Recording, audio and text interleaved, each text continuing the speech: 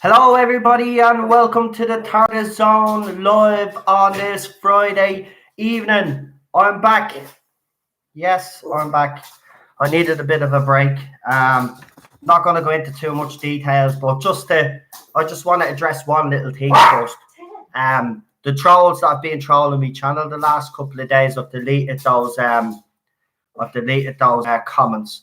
What I want now to happen is stop it for a minute. I'll have to pick him up. Hold on, guys. See, he has to be center of attention. Right, here you go now. Right, do you want to join me? Right. Okay. So I've deleted those comments. So if we get any trolls tonight in the chat, just delete the comments straight away. Remove them from the channel if you can. Where possible, block them too. I'm not going to entertain these guys. Obviously, if someone comes after me, personally, I will deal with it. But I'm not dealing with stuff on YouTube, so we could just get rid of them. I'm not going to be listening to the crap that they said. Also, Cheryl has put a set of guidelines and rules in the chat tonight, twice now tonight. So anybody that has joined the chat late, please look over those guidelines. We're sticking strictly to those guidelines from now on. I'm just going to be out straight and say this, right? There's some people out there that I believe, right? I'm not going to mention names, but I believe there's some people out there that are using my platform to further their own stuff. And that is not fair. I promote a lot of channels on this channel, I have to say. I think I am fair when it comes to promoting channels on this channel, to be quite honest about it. I think I have been good about it, but I don't want people taking advantage of that. So if I see anybody talking about anybody else's videos that they have done, the post is going to be removed. If it happens a second time, you'll be muted for 300 minutes or whatever, 300 seconds or whatever it is, a third time, and you'll be removed from the chat. I'm not having anybody promoting anybody else's videos on this, because I work hard on my channel, and to be honest with you, I get promoted on some channels, but I don't get promoted on some of these people's channels, right? And that's what's pissing me off.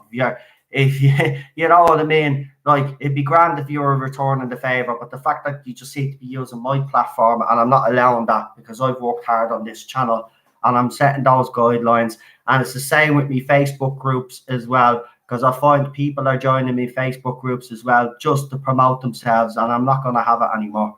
I've worked too hard on my Facebook groups, and I've worked too hard on this YouTube channel for someone to come here and take advantage of it. So I'm not going to let it happen anymore.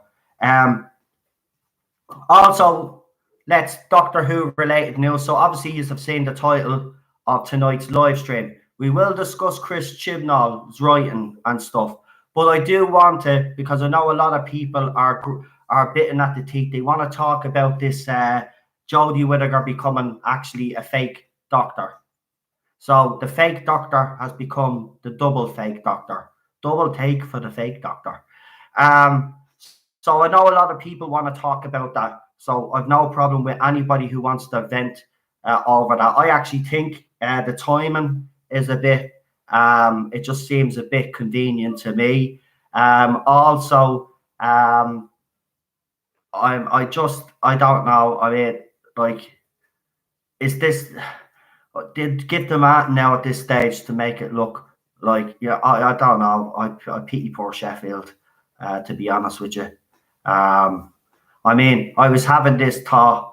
Imagine if I was lying on the side of a road and Jodie Whittaker or Chris Chibnall came up beside me to try save me life. I'd say, nah, I'd rather be dead. Thank you. See you later. Bye.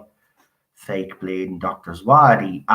So she gets the keys to the London earlier on last year, wasn't it? Or was it earlier this year? And now she's after becoming an actual fake doctor. But you know what the thing about it is? It's not the fact that they were actually given these, right? It's the fact that they actually went.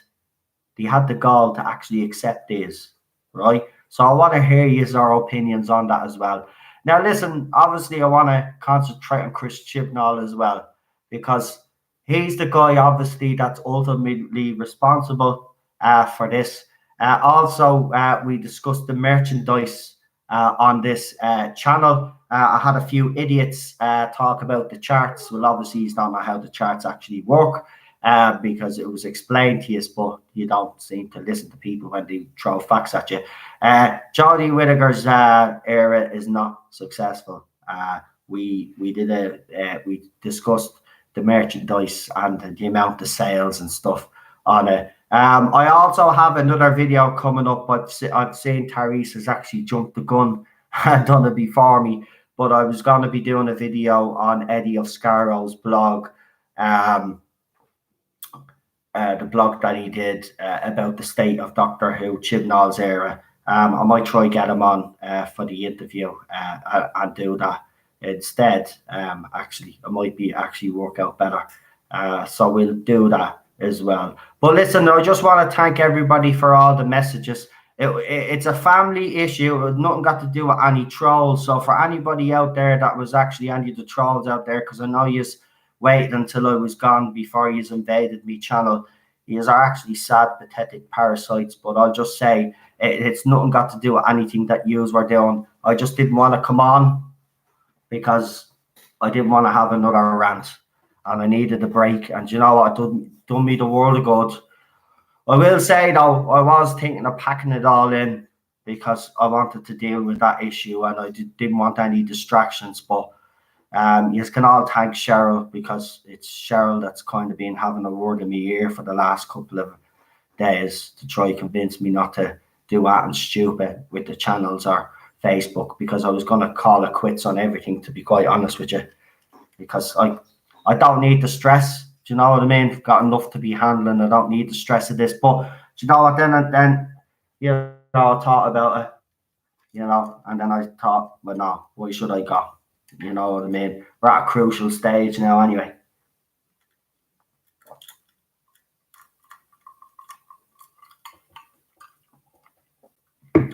Just drinking. I just got ice headache thing, yucky bob thing. Yeah. So yeah, brain freeze, that's the one. Oh yeah, I got a new haircut. I see some of you have noticed. Thanks very much. Yeah. Actually, I feel a lot smarter now. I don't know what it is. I felt a bit like a hobo, but I got a haircut now and I feel I look smart. I feel smart. Did you just say Hobo. Okay. Yeah. So yeah, so we'll discuss all that.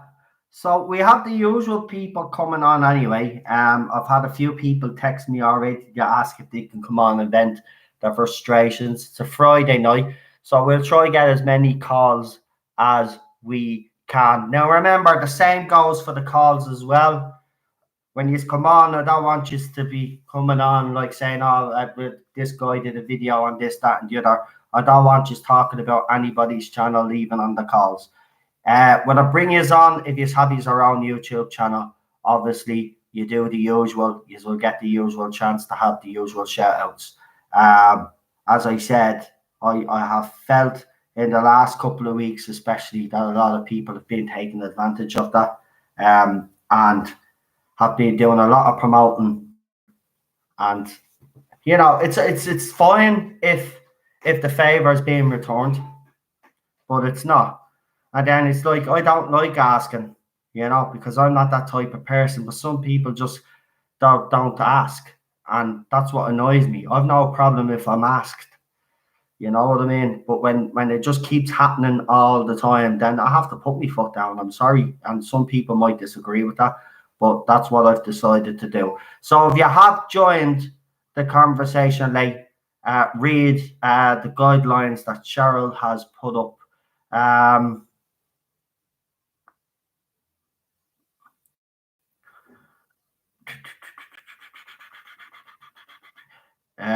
just looking at some of the comments coming in. So what I'll do is I will give the usual shout outs, and I hope you all have a good weekend. I hope you've had a great week.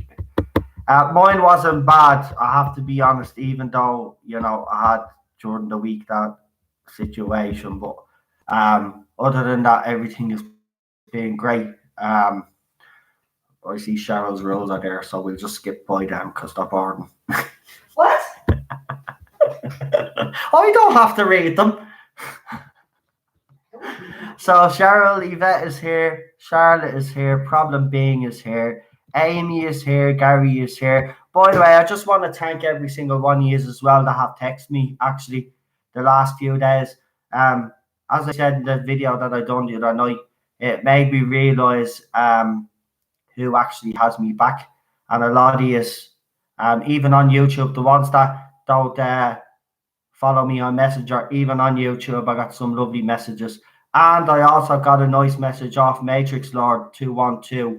So for anybody out there, yeah, because I just want to address this. So there's two people, or it could be the one person that's pretending to be Matrix Lord and pretending to be Dr. Freedom and using the photographs, right? If you actually go into their YouTube channels, you will actually see that they have no videos and no subscribers.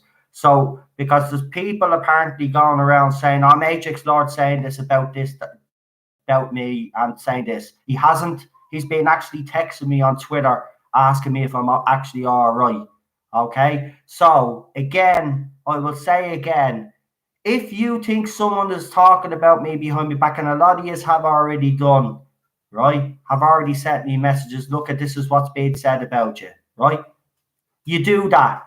Right? You don't go and start going after these people because it's not the people that they're claiming to be. So if anybody is saying anything about me, I told you already, you come to me with it. All right? You haven't to engage with them. I don't want you to engage with them because it makes it worse for me. So there's a lot of you that are worried about me, yeah? And rightly so, because mental health is a big issue here, right? So if yous are going and yous are actually commenting to these people and giving out to these people, yous are adding to my stress, right? So from now on, anybody says anything about me, you send me the stuff that they're sending, and then I'll go and do my own little investigating and see if it's worthy to be even tackled. All right? Because there's a lot of fake accounts out there pretending to be people to try store up shit again between me and certain YouTubers out there. And I'm going to tell you now, you aren't going to succeed at all, right? I'm not falling for that, and I won't be listening to any of you from now on. From now on, anybody comes on my YouTube channel is getting deleted. And I've never deleted comments before, but I'm going to start doing it from now on. I'm not going to have people saying stuff about me either. I mean, some of the stuff that I read last night, I won't even repeat on this channel, right? But looking at it, some of these people have disgusting, sick minds. Do you know what? It actually just goes to show you how far these people are capable of going, you know, to try to discredit someone and to try to actually see these people, right? They actually want to push me. Right, and they actually think they did when I took the break. It was a family, and I'm going to keep repeating this because it was a family issue. Nothing got to do with trolls. You trolls will never get the better of me. So yous are wasting yous our time, and yous aren't going to be getting me energy anymore. Yous aren't worth me energy. I'm just going to sit back, wait for the announcement to be made, and then you can all cry into your bowl of cornflakes, right? But I'm telling you, and by the way, those people that I'm talking about that I think are trying to store up shit between me and those two YouTubers aren't Jody bots, by the way. There's someone that actually are supposed to are subscribed to me and are claiming to be my friend. If they think I'm that tick, right? It's very good because I have true friends here, right? I get sent a lot of stuff, you know. There's a lot of stuff that gets said about me and others, and it gets sent to me, you know. But there's others then that try take the law into their own hand. You haven't. You send me the stuff from now on. And if anybody does go after anybody, right, and they come after you, don't look for my sympathy because as soon as you come here, you'll be deleted as well. I'm not going to tolerate that sort of behavior anymore. You know, as I said, anybody's got art to say, right, about me, you send me all the information. Charlotte is here, unknown 289, not my Doctor Who. Dane is here as well. Michael Richardson. Amy, I think I mentioned Amy already, but there you go again, Amy. Daniel, Ebet is here. Leland is here. Ted is crying in the background because he wants his ball or something. I think it's actually under the sofa. Oh no, I took it away because it's late. Yeah. Milan versus welcome. Put his yoke across. Mrs. Not My Doctor Who is here.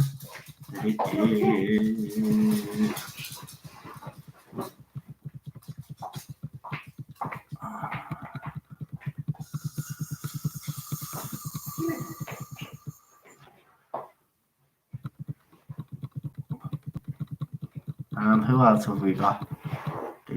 We got 45 people watching tonight. Yes. Thank you very much. I appreciate it.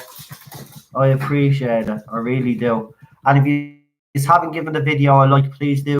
And you'll be in for a treat for anybody that's new listening to me tonight, because you'll get to actually hear the fans tonight and how they actually feel. John Guggen is here as well.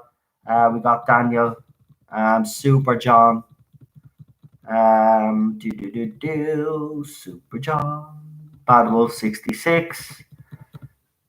Lindsay is here as well. Welcome, Lindsay. Who else have we got? Yeah. Wow. Where are we? We're in the army now. Michelle is here. Whoa, we're in the army. Stuart is here as well. We're in the army now. Whoa. Garbage is here as well. Jamie is here. Welcome.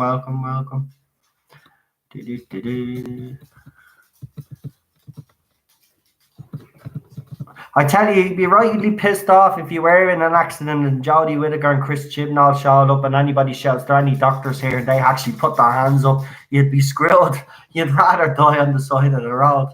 David is here as well. Welcome, David. He says, Gallifrey Base has been alight with discussion. The show might be rested after 2023. Yes, we did say this on this channel actually long time ago, believe it or not.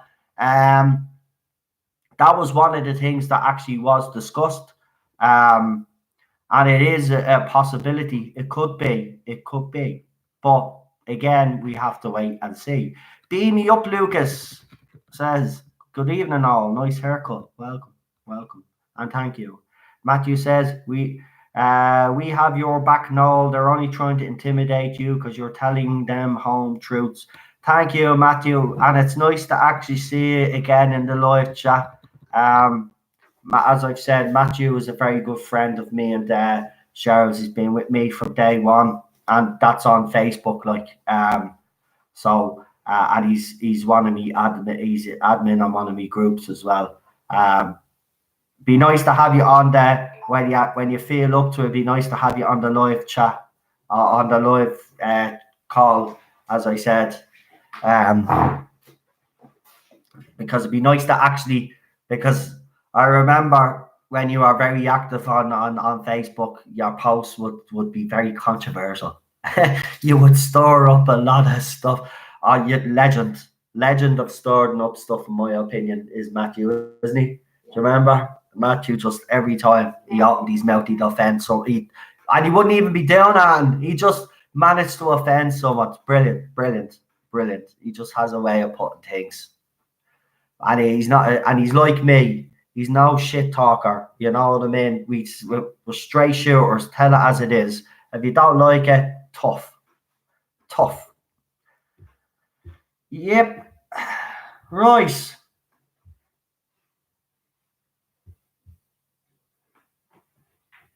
Let me see. Right. We'll start getting calls on, will we? 10 minutes earlier, what? Instead of me chatting all the time. But listen, I'm very grateful. I'm serious, very grateful to everybody that was worried about me. But you still have to worry. Cheryl is here and she looks after me, right? So you still have to worry. Without Cheryl here, trust me. You know, she's a good woman.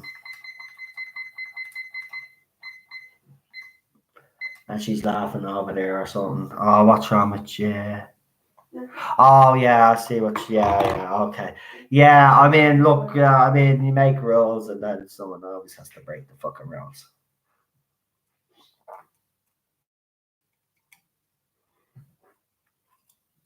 Oh, Jesus Christ. Right, I'm just going to get on my first caller. Do you know what? It's like talking to that sometimes to certain people. Right. Actually, for those who you already know who's coming on, right? But for those, well, I'll be taking a few. I might take a few new callers as well. Actually, more than likely, I probably will. But send me a text there. Daniel, you don't need to send me a text. I know you're coming on. Where is Daniel? Actually, I still there. Right. Everybody else, send me a text that's coming on because I know there's a few people that can't come on. I just want to give a shout out to Blue Bonnet Hoovian. Husband is under the weather, so she's not going to be on tonight. Wish her husband well, and we hope to see you soon. Yeah, and what else? I'm not very good at things like this myself because I don't even talk about when I'm sick myself. I hate talking about sick. I hate when people are sick because see me right. Like I'll go out right, and it's winter now. So in the summer I kind of take the bus right, but see in the winter I won't take the bus because everybody is sneaking. I'm like I walk around like this and everything I do. I hate germs. So when I hear anybody being sick, it just gives me that.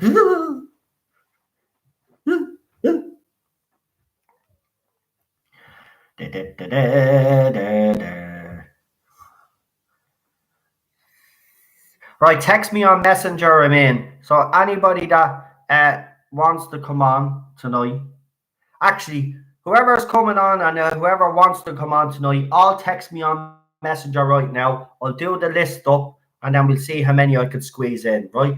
So we'll take calls in 5 minutes. I'll give you all 5 minutes to all text me right now. Right. After 10:30, I'm not taking any more messages. So if you don't get in touch with me, tough.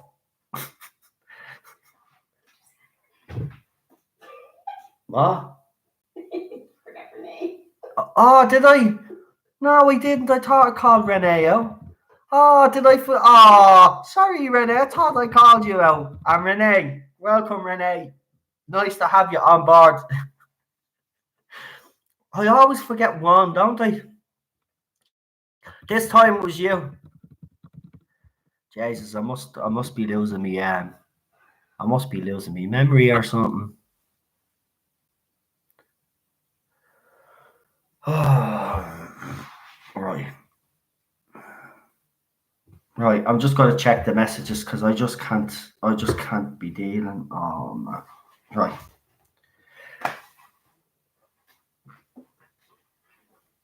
I just want to say, do you know what? I just right now at this particular moment in time. Do you ever see the cartoon character that bangs their head off the table? Well, just imagine I'm doing that right now.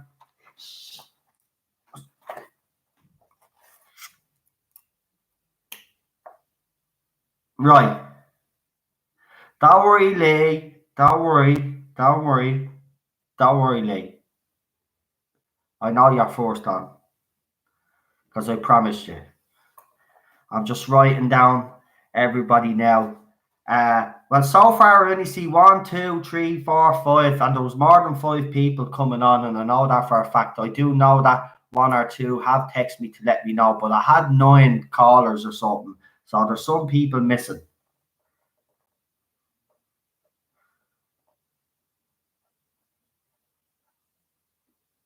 Right, so we got Lee. Yeah, what did I say? Daniel, what did I say to you? What did I say? I said, you don't have to text me. And by the way, look at me videos I sent you the football match. Have a look. Right, Daniel. I love Daniel now. Neil. We've got Yvette.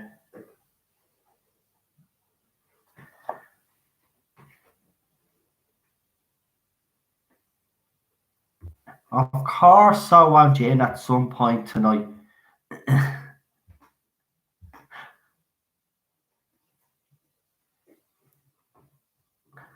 Come on, Ray. You can come on. You can come on. Look, everybody gets nervous at the start. Seriously. I remember my first live stream. I could hardly I could talk. Once I start talking, I couldn't actually shut up. Seriously, it's not a video chat around. It's just like a normal phone call. All you just have to do is give us your thoughts on Jodie Whittaker and Chris Chibnall getting fake doctorates and basically becoming fake doctors. So, you know, I mean, Lily is kind of the latest new caller that we've actually had. He had his second call only, what was it, last week? So, everybody, third call, was it? Third call. See, Cheryl's very good at reminding me of stuff like that. So you don't have to be nervous, so don't bite. I don't bite. I'll have you down, Yvette, don't worry. And I have Lee down. Neil.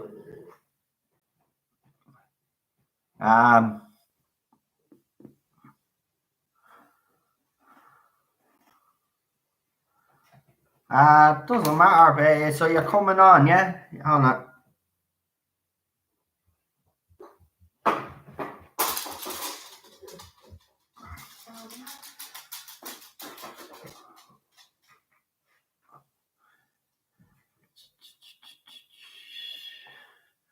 We're nearly there now. We're nearly there. We're nearly there. Whoever hasn't texted, you have about 2.5 minutes left. We got Peter as well.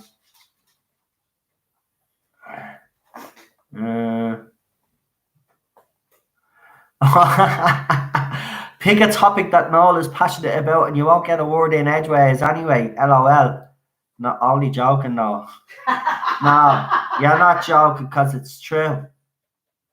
It's true. No, I have to get better. How does one call in? Well, firstly, you have to join Messenger, and then you add the name Noel Glynn, and you will find my profile has a Manchester United crest on it.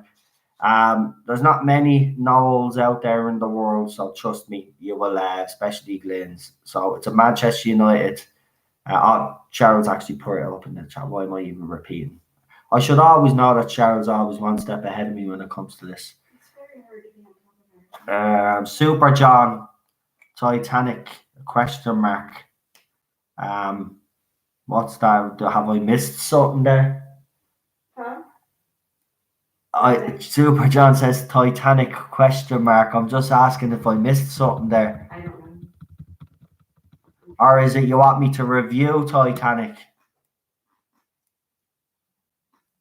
Because I could review Titanic. I mean, I've seen it loads of times. I wouldn't even have to watch the film anymore. But all I will say is that there was plenty of room for Jack to be lying beside her. So in essence, she let go, but she's a murderer.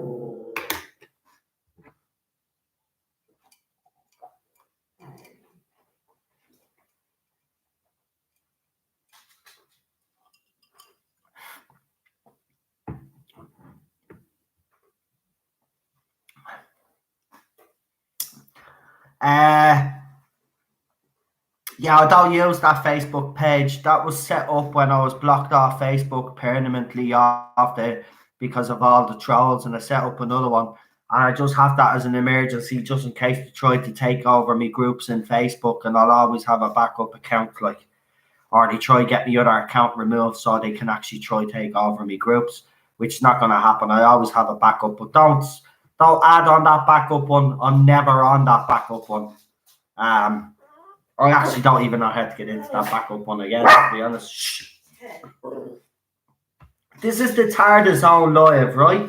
This is not the Teddy zone. Do you want to come up and say hello to your audience? Come here. And that's why we can't have nice things. And that's why we can have nice things. Right, no, we can't. Okay, there we go. Right, come here. Are you coming over here? No? Right. Right, we might as well get started.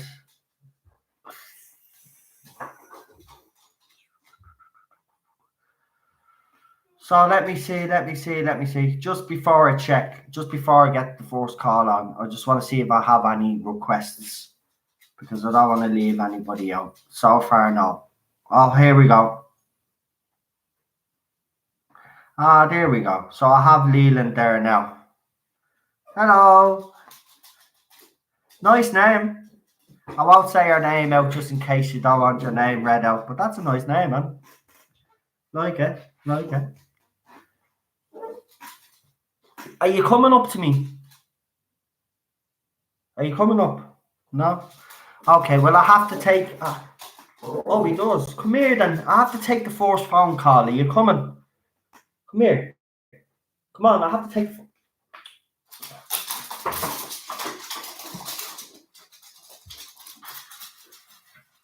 Right, here we go. Let's start off with who I said we're going to start off with. Right, everybody, we'll get 15 minutes. Oh, Jesus, what are we talking about now? I don't know. It's like talking to a brick wall. Could you just like sort that situation? Okay, but stop being super unsomeone. Hello. How are you? How are you? Doctor, can't you feel I'm burning? Oh, doctor. Heck off, will you? Giving us nightmares. Right, go on. Obviously, right. We'll get straight into this. What are your feelings actually about this? Because for me personally, right, I didn't mind that they were awarded this, right? But what kind of made me laugh and made me say, what the hell, was the fact that they actually went and accepted them. Yeah, well, you know, it's PR stunt after PR stunt, because that's all they've got. You know, they won no physical actual awards that actually mean anything, you know, in the industry.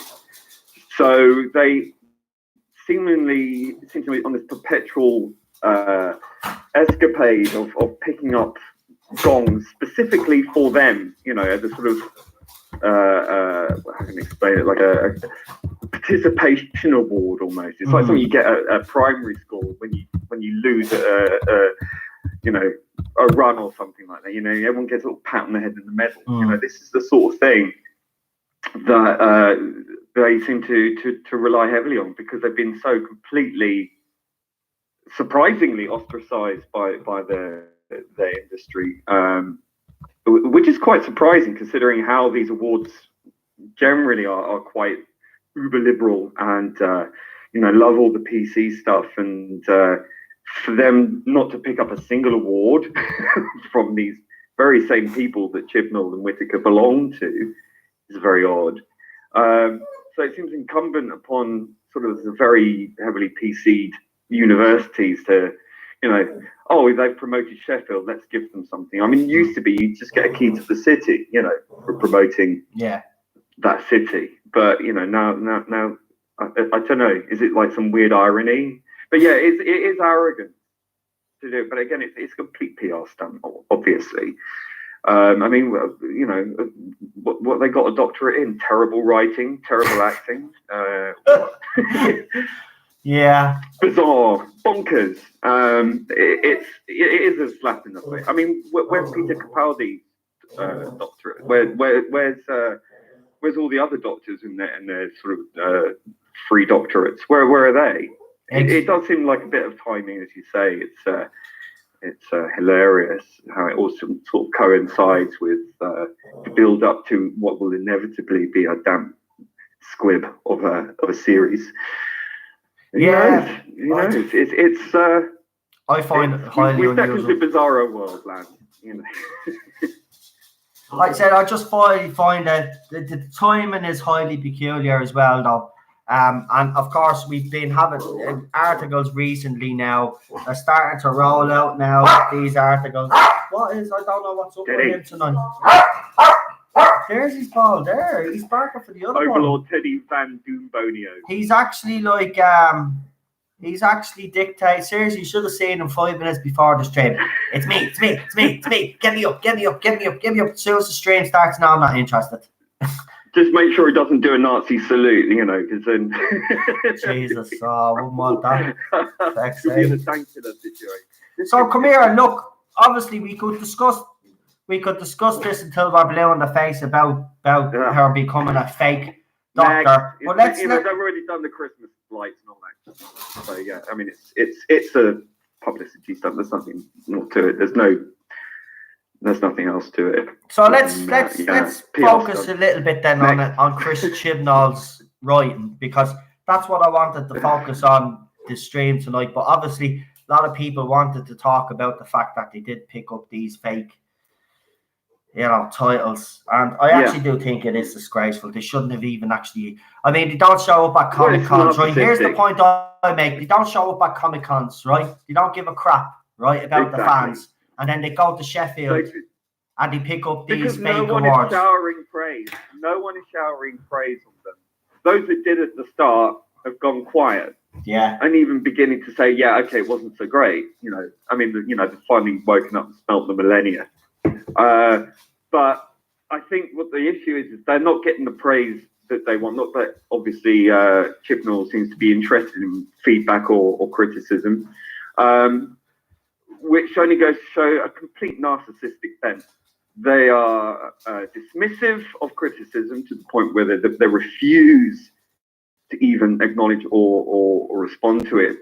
They did at first, say, oh, it's just a minority. It's, and they had the mainstream on their side, but even the mainstream seems to, coming around and, not being supportive. We've seen it in the awards season. There's nothing. So they just desperately grabbing whatever positive headlines they can get in the run up to this car crash that's going to come about. So I don't really see how they sort of can justify ignoring going to face the fans at conventions or these Comic Cons. It just seems very desperate to me, actually. It seems like they are completely hear no evil, see no evil, smell no evil. I don't know. It's quite clearly a kind of how can I explain it? Like a normalcy bias. They refuse to acknowledge, I think, that they're facing such a backlash. It's not in their reality. No. I don't know how you could be so completely blind and devoid of that knowledge. I mean, it must be getting to them somewhere. I mean, from for everything that's been said in the background is said, is true. Then obviously there's a lot of trouble brewing somewhere behind the scenes. Because they're desperate, and this is another example of their desperation. I was going to ask you about Chris Chibnall's writing. Firstly, I'll ask you instead of asking the normal question that I would actually ask, I will actually ask this question first. Is there a story that he had written for Doctor Who, or any other stories that he has written for any other TV show or program that he's done that you've actually liked? I never watched Broadchurch. Not my thing. Right. Never been a fan of Tennant. Sorry, everyone. Not really my bag. As for the sort of soap opera style things, and these dramas are couched as dramas, but in fact they're sort of whodunit soap operas, really. The serialization really doesn't mean that you make a great science fiction writer. And I was just before you came on, I was watching his 1986 interview on television, and I can see from that to where he is now what he's trying to do, what he's trying to achieve, which is to try and do something different. Mm. You know, that was his main sort of gripe with Pip and Jane Baker back in the day. He weren't the greatest writers for Doctor Who, but they weren't, again, really geared for Doctor Who. They didn't really understand it either. But, you know, having said that, you know, with the introduction of the frog on the chair and all this kind of stuff, you know, he's obviously clearly trying to sort of pander to the Hitchhiker's Guide fringe, you know, of things, which, you know, I'm a huge fan of that. But his execution of it, and his main problem with Pip and Jane Baker was there was no beginning, middle, and end, which is the very same things that he's very easily criticised for. There's no resolution to his stories. There's no resolution to characters. There are no strong characters. And, you know, he criticised him for the Doctor running through corridors, you know, and all this, when he, you know, pretty much did that with that Sonungra conundrum bollocks. I don't know. I mean, I don't think he's got the creative ability, right? To be honest, I don't think he's got it. The fact that I know someone who said that they handed in a script to the BBC called Dinosaurs on a Spaceship, and it turned up into a Chibnall written Doctor Who episode, almost exactly the same story, same title, doesn't bode well in my mind anyway, as someone who's party to someone who's told me that, that I can have that much trust in someone who's quite clearly, I mean, even if that story wasn't true, you have to look at all his other work, which is very generic and very, you know, very, very staid. He complained back in the 80s about being bored, yet has provided nothing original. I mean, he's tried. I mean, I've seen a couple of YouTube videos and people's channels had this discussion where they've advocated at least he's trying to do something different. His execution in his writing, if it is his writing, and his collection of writers who are not science fiction writers cannot deliver that. Yeah. If you want to get someone who is going to deliver a story in the vein that's completely different, then why would you go and select a bunch of political poets and you know, EastEnders writers or whatever to do that? It doesn't seem as though someone who's committed to that principle, basically, they're not going to find. I mean, why don't you go get some writers who are capable of writing something a bit different?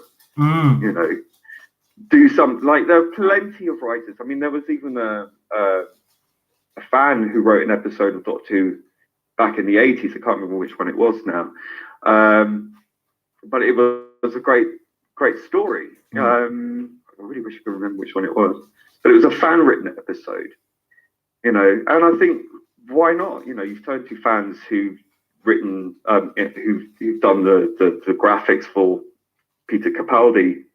Yeah, that's You're quite right. willing to dip in when it's good, you know. But why not when it comes to writing? It's another thing as well that I find interesting with Big Finish. As much as I don't really know that much about Big Finish, to be honest with you, but from what I have listened, what I have bought for myself, it's good. But I've noticed that they have no sort of remit where you can actually send in your own. I mean, suppose they get so many sent to them. Yeah, you know, they can't possibly look at them all. But I think it should be sort of more encouraged, you know, because if you look at some YouTube fan films for other franchises, they're really interesting stories and may not have the money to deliver it. Yeah. But I think that talent is out there. I think it's a talent that's worth pulling from. I think it's a bit of a shame if you're just going to rely on people who just write full circle. There we go. I'm just rated. That was the episode, the Tom Baker episode that was written by a fan. Thank you, Daniel, legend. So I think you know, it is a resource, and it might be something that ties the community of the fandom back together again. You know. Yeah, I have to say, I don't know if anybody out there has watched the Dalek Tales, I think it is, stories. They They're very good, actually. Yeah, Fan they're really made, good. fan made, and yeah, I actually think he's redid them again. I think they're better But it's someone who animation. knows I the think. law. Yeah, exactly. Yeah, I think he's It's improved someone who the knows the law. It's someone who understands it. You've got a bunch of people from the outside who aren't, I mean, I don't think you have to be a fanboy to be able to write for Doctor Who. First, you have to be a good writer. Second, you have to show a really good imagination and an ability to make an interesting story. Connect all the dots together. Delivers. Yeah. It is. It's not as easy as people make out to be, you know. Like, but there's fans out there that genuinely do understand the complex elements that's needed to, you know, to get a story, to move a story along. Chris Chibnall, the biggest gripe that I have with Chris Chibnall is that he has an inability to move a plot along unless it's, as we've seen in previous episodes, either some sort of time countdown or some bloody plot device that's just absolutely ridiculous just to move it on. And he's got awful at character development. I mean, the development of these characters are actually very bad. I mean, even in Broadchurch, and I know Broadchurch, I have said Broadchurch season 1 is not bad, and I'm still going to put my hands up and say it is. It's not bad. I'm not going to lie. It's not bad. But even some of the character development, I mean, the characters would remain the same all the time. And I feel, especially with Jodie Whittaker's Doctor, is her character never moved on, or neither did the rest of them. We're not invested in Jodie Faceacre's portrayals because she's given nothing. She's read the lines, she's delivered the lines in a happy, fast, speaky way. You know, I'm now going to stand here and just monologue about the exposition to move the plot along, to explain what's going on using some pseudoscience babble, and then pulls out the sonic screwdriver like she's in a western and point it at something and then explain it to death. You know, and if you actually look at what she's done in the last series, I mean, she's left a lot of situations just completely open. Spiders dying, you know, rather than being shot, you know, she left them to suffocate. You know, she's quite happy to let that guy blow himself up. Not batting an eyelid, you know. I mean, I think her character seems to be a bit of a sociopath, actually. You know, I don't think he meant to write her that way, but I mean, she comes across as completely devoid of emotion. Yeah. There's nothing behind the eyes. There's nothing behind the voice. The only time she's ever angry or delivers any monologue is that terrible father figure or bad man. Yeah. So tedious. Yeah. You know, we're so fed up with it. But that's the best part of her. Seriously, that's when she gives 100% performance. I'll let you finish your point, but that's where she, in my opinion, she actually ups her performance when she's giving out to some poor bloke. Yeah. I mean, I think Chibnall's got some serious daddy issues there or something, you know. Yeah, a few people have said that in the live chat as well. I think he does have some issues with his daddy. Maybe his daddy left him and his mammy all alone when he was a kid or something. Who knows? All we know is that he lacks the imagination to deliver. You know, stick to writing what you know, which is dreary, whatever. I didn't watch it. But, you know, for all his complaints back in the 80s, I can see what he's trying to do by trying to do something different, but he cannot execute it. That's it. I agree. Period. I agree. And with that, Lee, we'll leave it at that. Listen, thanks for coming on first. I'm sorry the last time you were supposed to come on, but as you know yourself, I had a few things going on, but I'm glad you were understanding. Well, listen, man, best way, don't feed the fire. I won't anymore. I'm done. Oxygen. I'm done now with them. I'll just delete the comments off YouTube now. I'm not even going to listen to them anymore. Good, man. They're a bunch of idiots. The more you even address it, they can see you're wound up. Yeah, I know. Because someone wrote a comment in there just before you go that actually pissed me off, right, in a minute. And it said, oh, it's very easy to troll Noel. And I was like, actually it is, because I react to everything. So I'm not going to give them the satisfaction anymore. I'll only go after, you know, there's only one or two, you know, might poke the stick if they poke me. You know, I don't mind the odd battle, but no, I'm not going to take them all on. Too many to take Don't make on. it your main focus because it's taking away from I know. all the other good things that we could be doing. I know, Got true, lots of it. true. And Yvette, I will answer you. I am really crap with Facebook. So to Yvette, I am sorry. I will speak to you. All right, I don't know what's going on there. I'll leave Thanks it a lot. between you. Right, thanks for coming Bye. on anyway. Pleasure having you on, Lovely. Lee. See you Thanks, later. Charles. Speak to you soon. Bye-bye. And that was Lee, everybody, first caller of the night. You know, we always say the first call is the most difficult call of the night, but you know, you're making it look very easy now. I see Paul has joined the chat. I'm okay, my friend, and thank you for the nice messages as well. I appreciate it. I appreciate everybody that sent me messages. And by the way, just in case any late arrivals, please check out the rules we have set in the live chat. We've got rules, and please, I would like you all to fully get behind those rules. Also, we've been okay so far with trolls, but if any do pop up tonight, remember what to do, guys. Just get rid of them straight away. We're not going to give them any oxygen to breathe.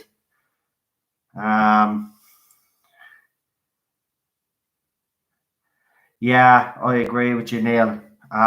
Neil just sent me something. I won't say what he said, but yeah, I agree with you, man. I don't know, man. You know, as I said, it's like talking to that.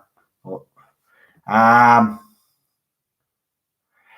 I just scroll up the chat. It's just basically I don't want anybody promoting anybody's channel on this or promoting their own channels because people have been abusing it. Also, I've said I want people to respect each other's opinions. Remember, there is some that are in me live chat and that actually follow me that don't have a problem with a female doctor. They just don't like Jodie Whittaker. There's others like me that don't agree with a female doctor whatsoever. But at the end of the day, you know, those people just hate the area just as bad as us, right? So there's no point in picking them because they like a female doctor. As some people have said in this chat, you stick to what you believe in, you stick to your convictions, and those people are open to a female doctor, so you have to respect their opinion. My wife is one of them. She's open to a female doctor. I mightn't agree with her, right? And I've learned very quickly there's no point of arguing with someone or trying to change someone's mind because you're not going to be able to do that, right? So just get on with it. I mean, we used to argue at first when Doctor Who Series 11 was on all the time. It's just not worth it. It's just not worth it. She has her opinion, I have mine. She respects mine, I respect hers. And that's what I want with everybody in this chat as well, right? Just respect each other's opinions because last couple of weeks I've seen people take a few little digs at people for having an opinion, and I don't like it. You know what I mean? We have to set an example on this channel as well. And I've also noticed as well, people come on just to promote themselves all the time. And as I said, that's not what I'm here for, right? I promote channels on this, and I'm very fair when I'm promoting channels, right? When I see people taking the piss and taking advantage of it, I'm not taking it anymore. That's just the way it is. So if you want to, for anybody that has joined late, you scroll up the live chat there and the comment that the rules are there. She posted them in there now 3 times. And what I might do then is I might actually get her to send me a screenshot of those if you can actually. And then I'll put them up on a video later on tonight to make sure that people get the message again. Oh yeah, and Ted peed on the floor. That's why Cheryl was gone. She was banging on the floor and I was like, well, what's wrong, Cheryl? And she goes, look. And Ted peed on the floor. He hasn't peed on the floor in a while. Yeah, I know. He's just acting the maggot he is because he wants attention, you see. That's all it is. No, but that's why he does it. Ask Cheryl. He does it for attention. Jeez, my screen went a bit blinky there. Now, listen, I've been looking at the live comments, and some people are saying they're having buffering issues. I don't know what it could be, but I do know that that there's something going on with YouTube.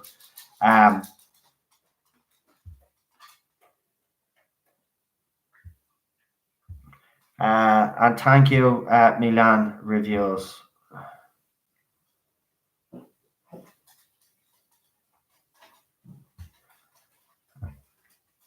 I just got a message off someone, which is funny. Right, I'll get on my next caller. Who have I got on next on the list, actually? Because I want to make sure I stick to the list. Ah, yeah. I know who it is. I actually had a chat with this person before we came on, actually, because I wanted to talk to them. Where is he? I always find it very hard to find his bleed name. There. Right, let's get the show on the road. 44 people watching at the moment. Do me a favor, hit that like button if you like what you're hearing so far. Hi, no. How are you? I'm not too bad. I just heard a little bit of an echo there. I think you've sorted it out now. That's fine. Yeah. How are you, Daniel? So, Daniel, I'll just let you go ahead. I obviously gave you a ring earlier, so you've had the heads up about this topic for a while now. So yeah, I'm not too bad. Right, let's get into. So basically, my thoughts are that Chibnall hasn't even written a good episode for the main show. His better episodes have came in the Torchwood era, specifically in the second series, because the last couple of episodes in the second Torchwood series was absolutely brilliant that he wrote.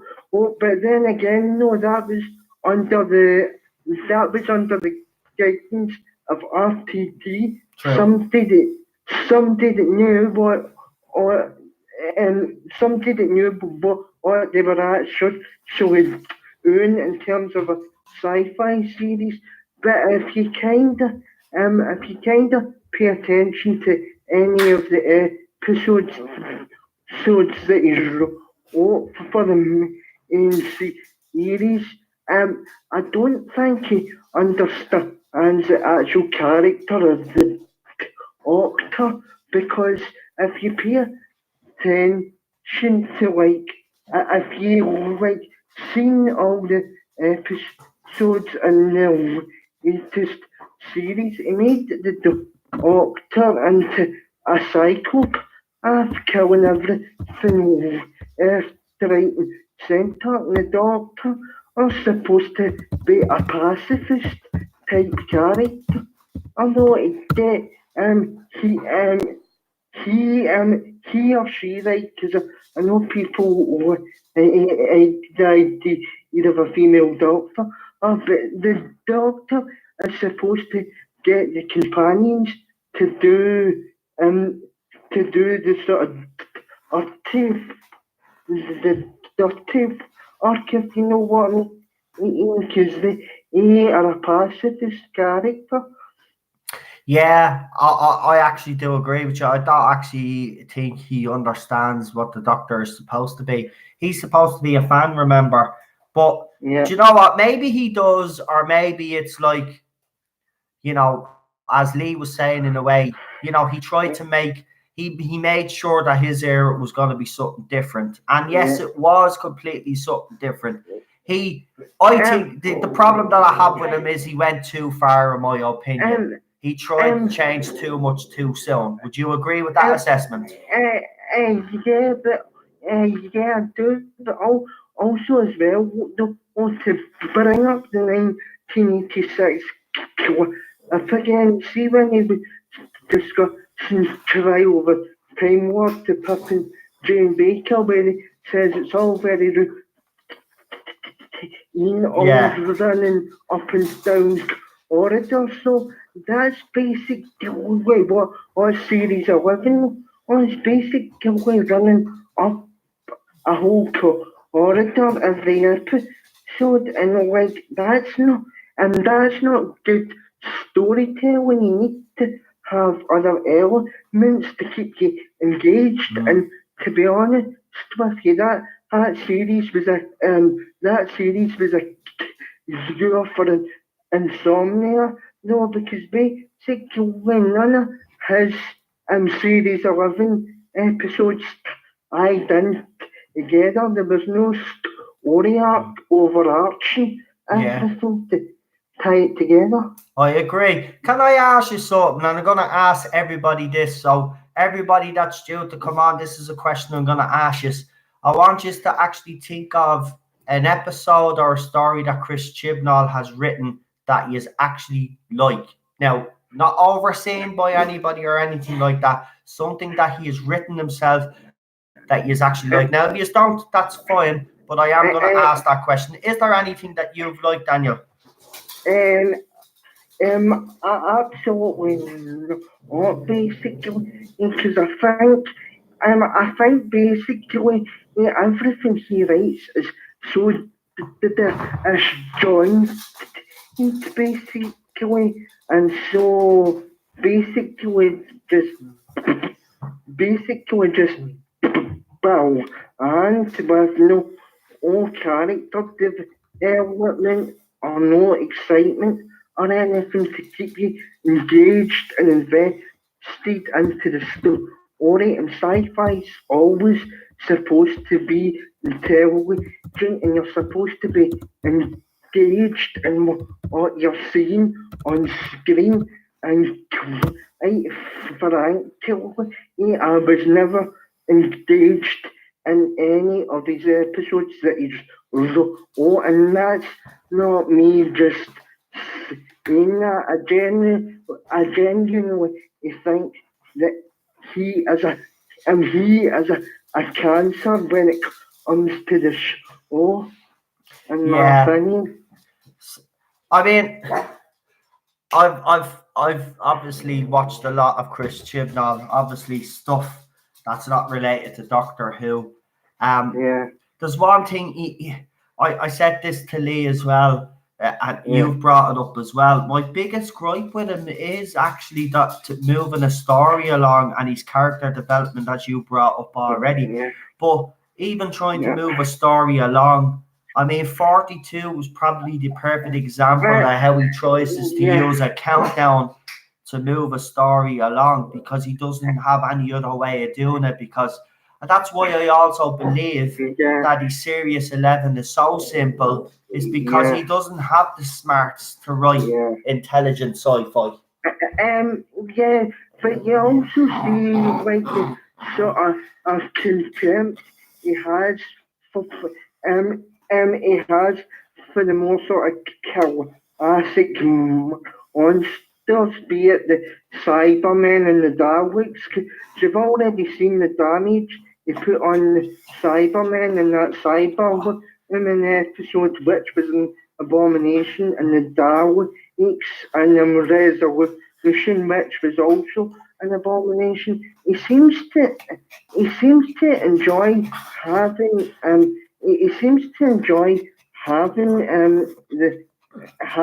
like the Cybermen and the Daleks become female, in my opinion, which I don't really understand. Me and Ted are having a bit of a boxing match there, but I agree with everything that you've said there. I mean, I'd question why BBC would have gave this man the job. But listen, we've talked about Chris Chibnall and his writing here, but let's talk about the fact that this cast and crew went to a university in Sheffield and had the goal to actually accept fake doctorates. How do you feel about that? Because to be honest with you, I think it's highly disrespectful to any academic out there that is busted their arse for their degree and their PhD years or whatever, because basically they've got an award, awarded up to it for doing absolutely jack shit, basically. Go ahead, Daniel. Yeah. They've basically got a doctorate for doing jack shit, basically, and that doctorate should actually say on it how to destroy a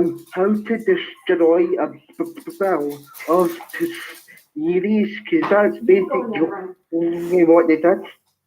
Yeah, I mean, I just find it highly. They just don't. The fact that they won't face the fans and then they went and they accepted this fakery. I mean, she can truly be called the fake doctor. Yeah, and also it was just to shove a lot more on in that yash right down your throat. It's getting ridiculous. It's so in the fact Chibnall doesn't even have the balls to face the criticism head on. That's I hate him because he had his opportunity to criticise the series back in the 80s. Yeah. So now it's time he gave other fans the same sort of True. because we all should have a voice though, and Chris Chibnall has actually forgotten that, to be honest. I agree. And I have seen an article out there on Twitter about this. Chris Chibnall apparently hasn't actually read any of the reviews for Series 11 because he believes that he said he'll only rate them. I don't know what's wrong with Ted tonight, guys. I apologize for that. But what, you going?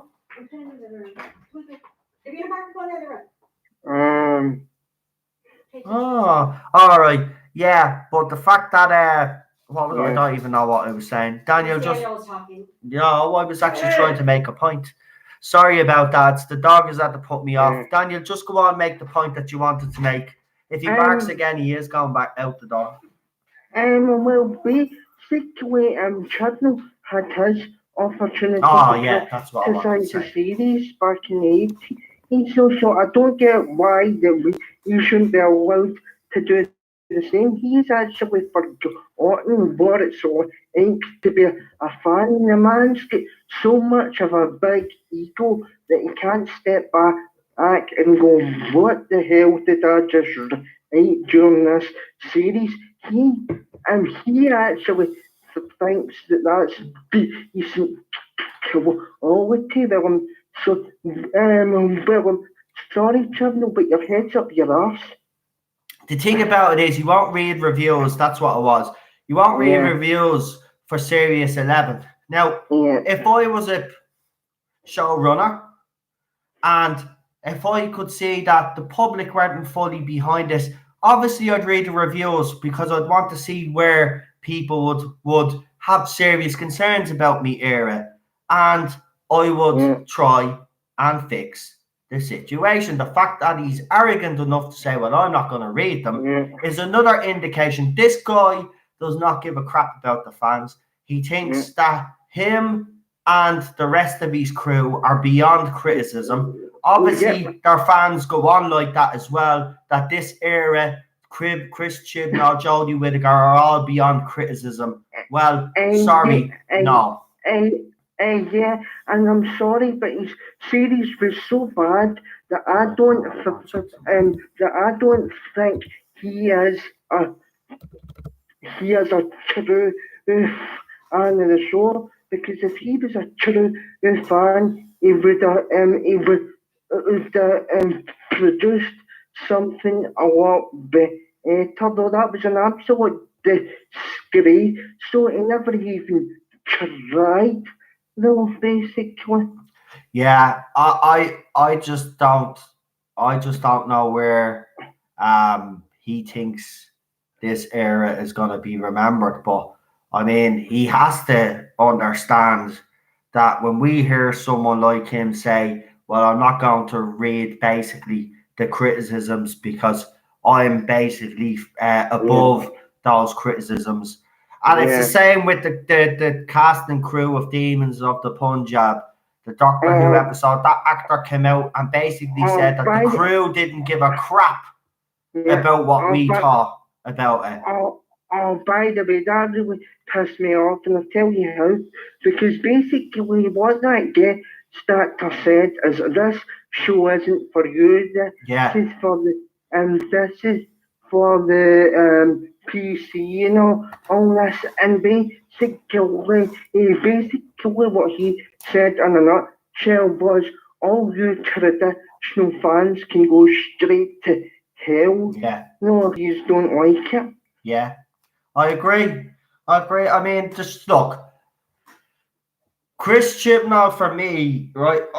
As you all know, I haven't been the biggest fan of Moffat, and I never thought that anybody would boil me blood or get me as angry as Moffat did during his era. This guy Chibnall has actually done worse, double down, triple down, whatever you want to do. I have never lost my passion.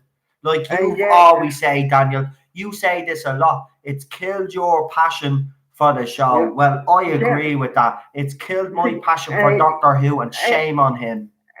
I know Stephen Moffat, I have my gripes with him, but I'd take him over Chibnall every day of the week, though, because there's nothing that I enjoy about Chibnall. It has killed my passion, as I've said every time I've come on here. There's no reason for me to sit down and watch series 12, because, as I say, I think that they're just going to double down on the shite that they already got. Now, I know that you've been told different, but I'm sorry, I'm a pessimist. I know. You think it's done. I like to be a little bit more positive, but you know, look, I think we'll all agree at this stage that something seriously has to happen with this show. Now, whether it is cancellation or put on hiatus for a couple of years, whether it's bringing in new writers and try to start again, I don't think BBC. I know there's talk on Gallifrey base, right? And I know I talked about it on this channel about a possible 2023. Don't worry, Daniel, I'll let you get a point in on this. I'm actually going to stop the clock on this one because I want to get this, because I want to ask you this. See, here's the thing. I don't think that's going to happen. Now, I know it has been discussed. And the reason for that is, and I'll tell you why. They've got the Chinese deal. And I do know that BBC have wanted to put out a series of Doctor Who every year. Now, just because this era has gone wrong, and we can all put up our hands and say it has gone wrong, they mightn't agree with that assessment, and the fans mightn't agree with that assessment, but someone has come to the realization that there's something wrong, right? Now, they make the changes in 2020. After she's gone, they bring in a new Doctor, right? Now, talking to the fans, we all know who they want that person to be, and Michael Sheen seems to be top of everybody's list, right? There's a couple of other names that have been banded out there that have picked up steam in the last couple of weeks. But here's the thing. This is why I think it won't happen. They've promised all these licenses. They've promised all these other people. They've got a big deal with China now. There is no way that this series is going after 2023. They're going to continue on, in fairness, but they have to get it right. But like, I know that I agree with what you're saying, but I genuinely think the series needs a rest. There's so much anger and bitterness. The BBC need to have an idea of where they want to take the show and get a big name in, for God's 8, and then I'll definitely come back because I was going to give the new guy a shot anyway, whoever that may be. But I'm just not going to pay attention to series 12 though, because I'm just so angry. Yeah, I agree. Look, this era has stirred up a lot of anger. It's stirred up a lot of upset with some fans. Some fans have clearly walked away and probably will never come back. Hopefully that isn't the case. But that's where I think it will so far. If there is a chance for this actually going all wrong, that's what it will be. It'll be trying to win. They have to win these fans back over again.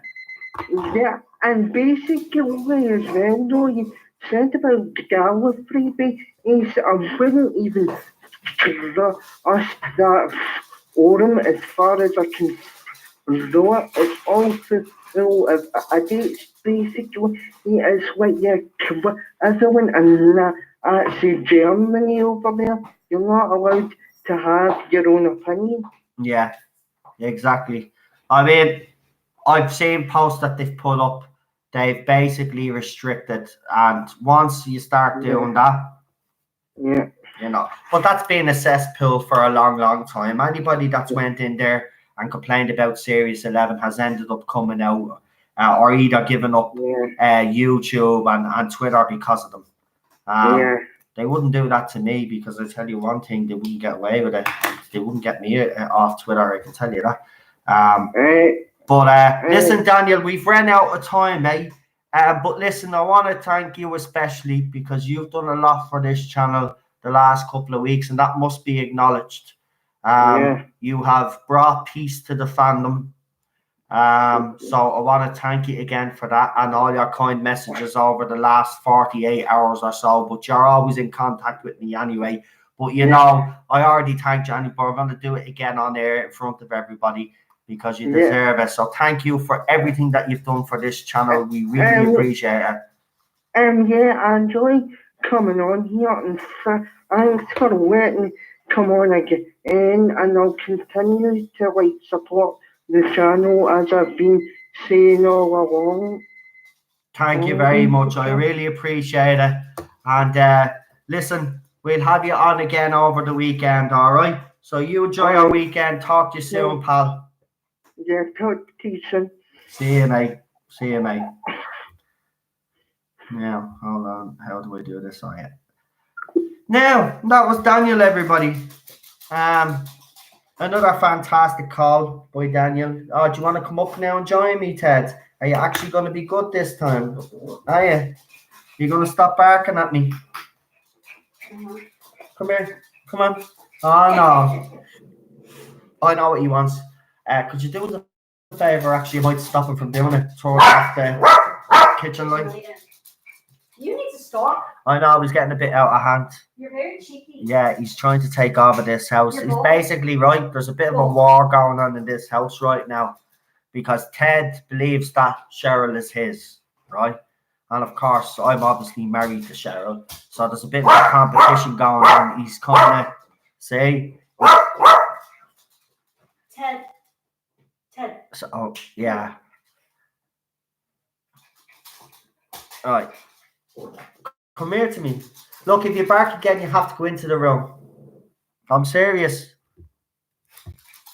Do you hear him growling at me because I said if you're bad? Look, hey, I'm trying to run a YouTube channel here, buddy. Come on. Yeah, digital spy is another form. I agree with you, Matthew. I actually put a lot of their articles up that make a lot of us laugh on this channel, because the propaganda that comes out of those, that is a subject that we will actually pick up on hopefully over the weekend, maybe Sunday stream, because it is getting ridiculous the amount of articles. Even the Radio Times now started up again. They've started, which makes me believe, and Unknown 289 has said the same as well, and I've said this as well. Actually, I have a feeling there's something coming soon, because once the media starts upping the pace, they know there's something coming. So Yeah, the Radio Times are full of shit. Milan reviews, or versus Milan versus.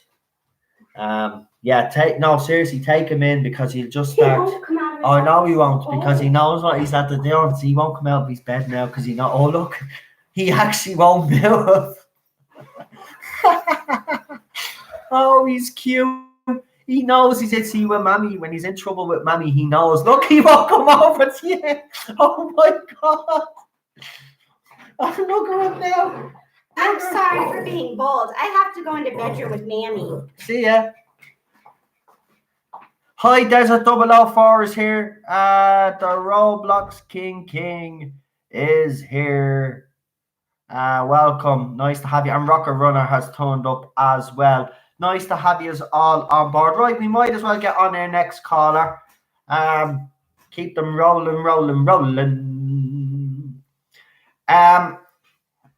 A lot of people are speculating, and you know what? It's not actually, I have to be honest with you, it's probably guaranteed now at this stage because, it happened before in the past. So Children in Need is coming up soon. There has to be something there. Traditionally, when they do Children in Need, we normally get something. So I'm assuming, look, again, you don't actually have to be a rocket scientist to figure that one out. I actually do believe if it's not Children in Need, I'll be bleeding. Look, I'll be gobsmacked. I'll be absolutely gobsmacked unless they make some announcement before it. But I'll be gobsmacked if there's not even a teaser.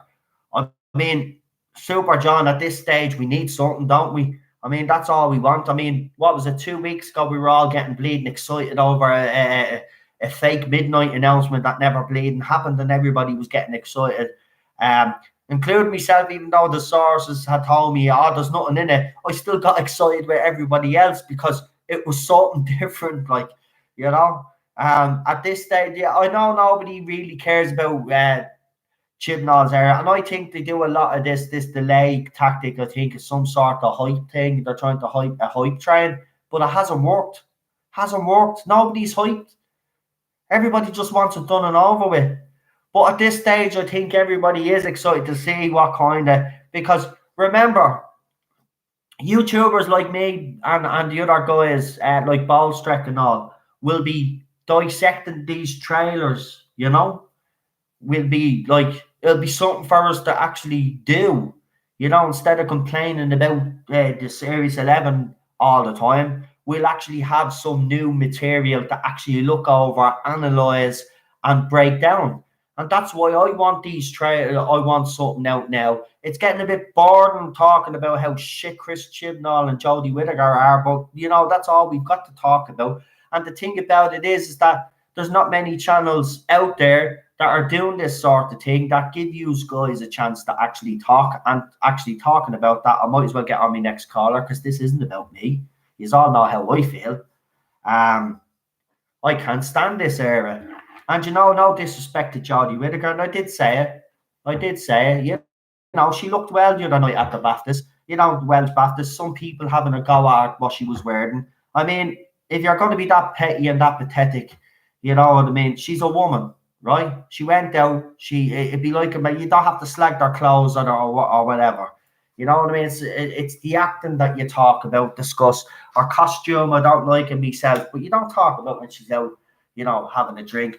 And then, of course, you had all the weird fans thinking that her and well, I say weird. I'm one of them. Well, I'm not one of them, but I don't know. It just seems too convenient the way they. I actually was going to do a video and actually put up the photographs of Manip Gill and Jodie Whittaker to show you, because there's loads of them, of the two of them, and it's not the first time that they're looking into each other's eyes and all. It freaks me out a little bit. Freaks me out because, like, the shippers, are they doing this because they know it's popular with the shippers and they're actually trying? Because see, this is my theory on it. Manip Gill and Jodie Whittaker could be playing up on it, right? And the reason why they could be playing up on it is because they know that there's a certain part of this fandom, right, that would actually absolutely love. Wow, it says me connection is unstable. Oh, there we go. We're back. Right. On National Scarf Day, International Scarf Day, as I said, a shipper, which was clearly a shipper, basically wrote I love Amy onto the 13th Doctor scarf. It was a competition. And Manique Gill basically retweeted that. So my theory is the reason why they're doing little things like that, they're playing up to these fans. They're trying to generate hype. So, but you know what I mean? If you can fool fans like that easy as a married woman, like, you know what I mean? If you can fool fans that easy or like, I mean, of course I got the one dislike. I always get the one dislike. There's always one out there. I'll get 5 now. It's normally 5. Actually, one of my videos got something like 14 dislikes, and I was actually happy about it, believe it or not, because I was like, I still had more likes, obviously, but the fact that I had 14 dislikes or something, I loved it. I love them, man. I don't care. It all helps the channel. They're idiots. Like, they don't actually realize that they're helping the channel. Everything helps. And the fact that they actually sit down and watch me videos as well actually makes me laugh. Because they'll criticize me, but they'll actually sit there and watch me for the 3 hours. So, I mean, they mustn't hate me as much as they say, And sometimes I think they don't hate me as much. They just follow all these little muppets are all following the rest of them because it's easier. Because they don't want the hassle of being attacked all the time. But you see, the thing about it was, I said from day one, you stick to your guns, right? What happened with the personal integrity and stuff like that? What about having your own beliefs and sticking and standing by them no matter what shit you get for them? At the end of the day, and I keep saying that, Cheryl keeps slagging me because I keep saying at the end of the day. At the end of the day, I've lost my train of thought because we want Teddy. Teddy is banned for barking. Right, I'm going to get my next call on because I've spoke too much. Oh, yeah. And just one more thing. I know it's a bit off topic, right? I probably will lose a few people as soon because as soon as you bring up climate change, people, right? Listen, if you believe in climate change, that's fine, right? I don't really give a shit, right? That's your right, like everything else. What I have a problem with is if you're stopping traffic, if you're holding up the streets for 2 weeks and not actually fucking going and earning a living like the rest of the people, disrupting schools, disrupting vital yokes, right? Now, number one, I don't believe that the climate is as bad as these fucking wackos are saying it is, right? It's not, right?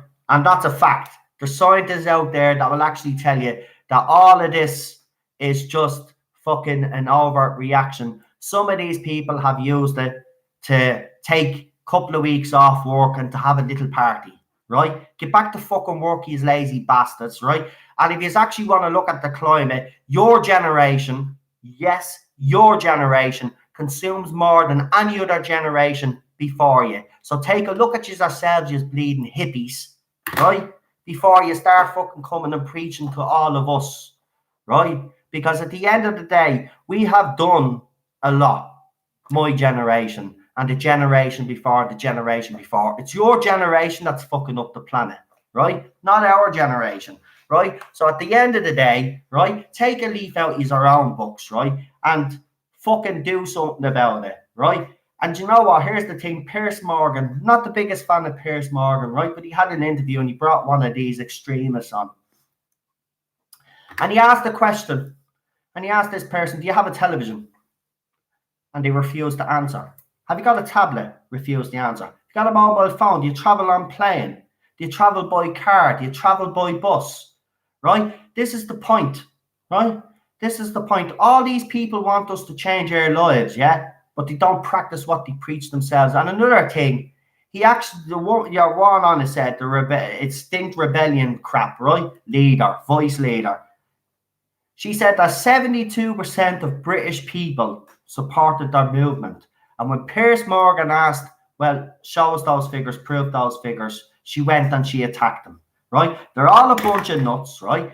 these so-called scientists that they're saying that they have that are telling us that this is all are on the payroll, right? You all need to open your fucking eyes of what's going on. There is no climate crisis, right? Should we?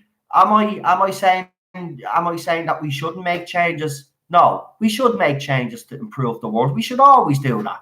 But to actually fucking say that we're at a crisis point, we are not at a crisis point. The UN have been saying this shit since 1989. They said that Ireland would actually be underwater by 2020. Hello, right? Then they've revised it. First, it was global warming.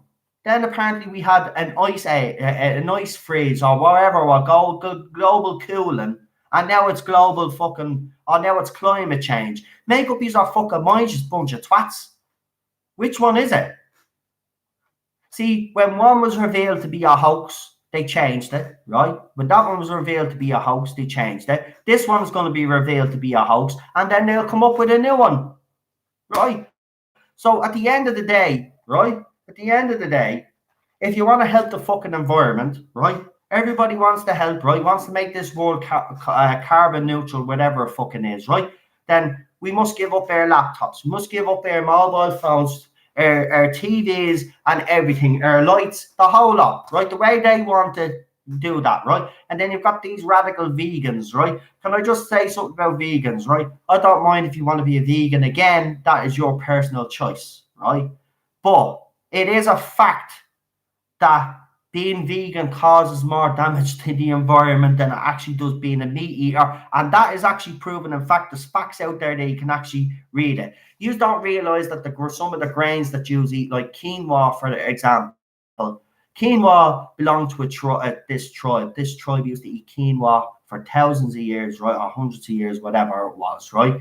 And then some dude found it, or whoever found quinoa, right? And then we start using it, right? We start mass producing it and selling it. Those tribe people that used to eat that grain can't afford it now, right? Also, a lot of vegan stuff use palm oil, right? Palm oil is very dangerous, right? Because they fucking cut down trees and orangutans are dying because of palm oil and stuff. So when vegans start giving you all this shit, and they eat bread, some of them eat bread as well, right?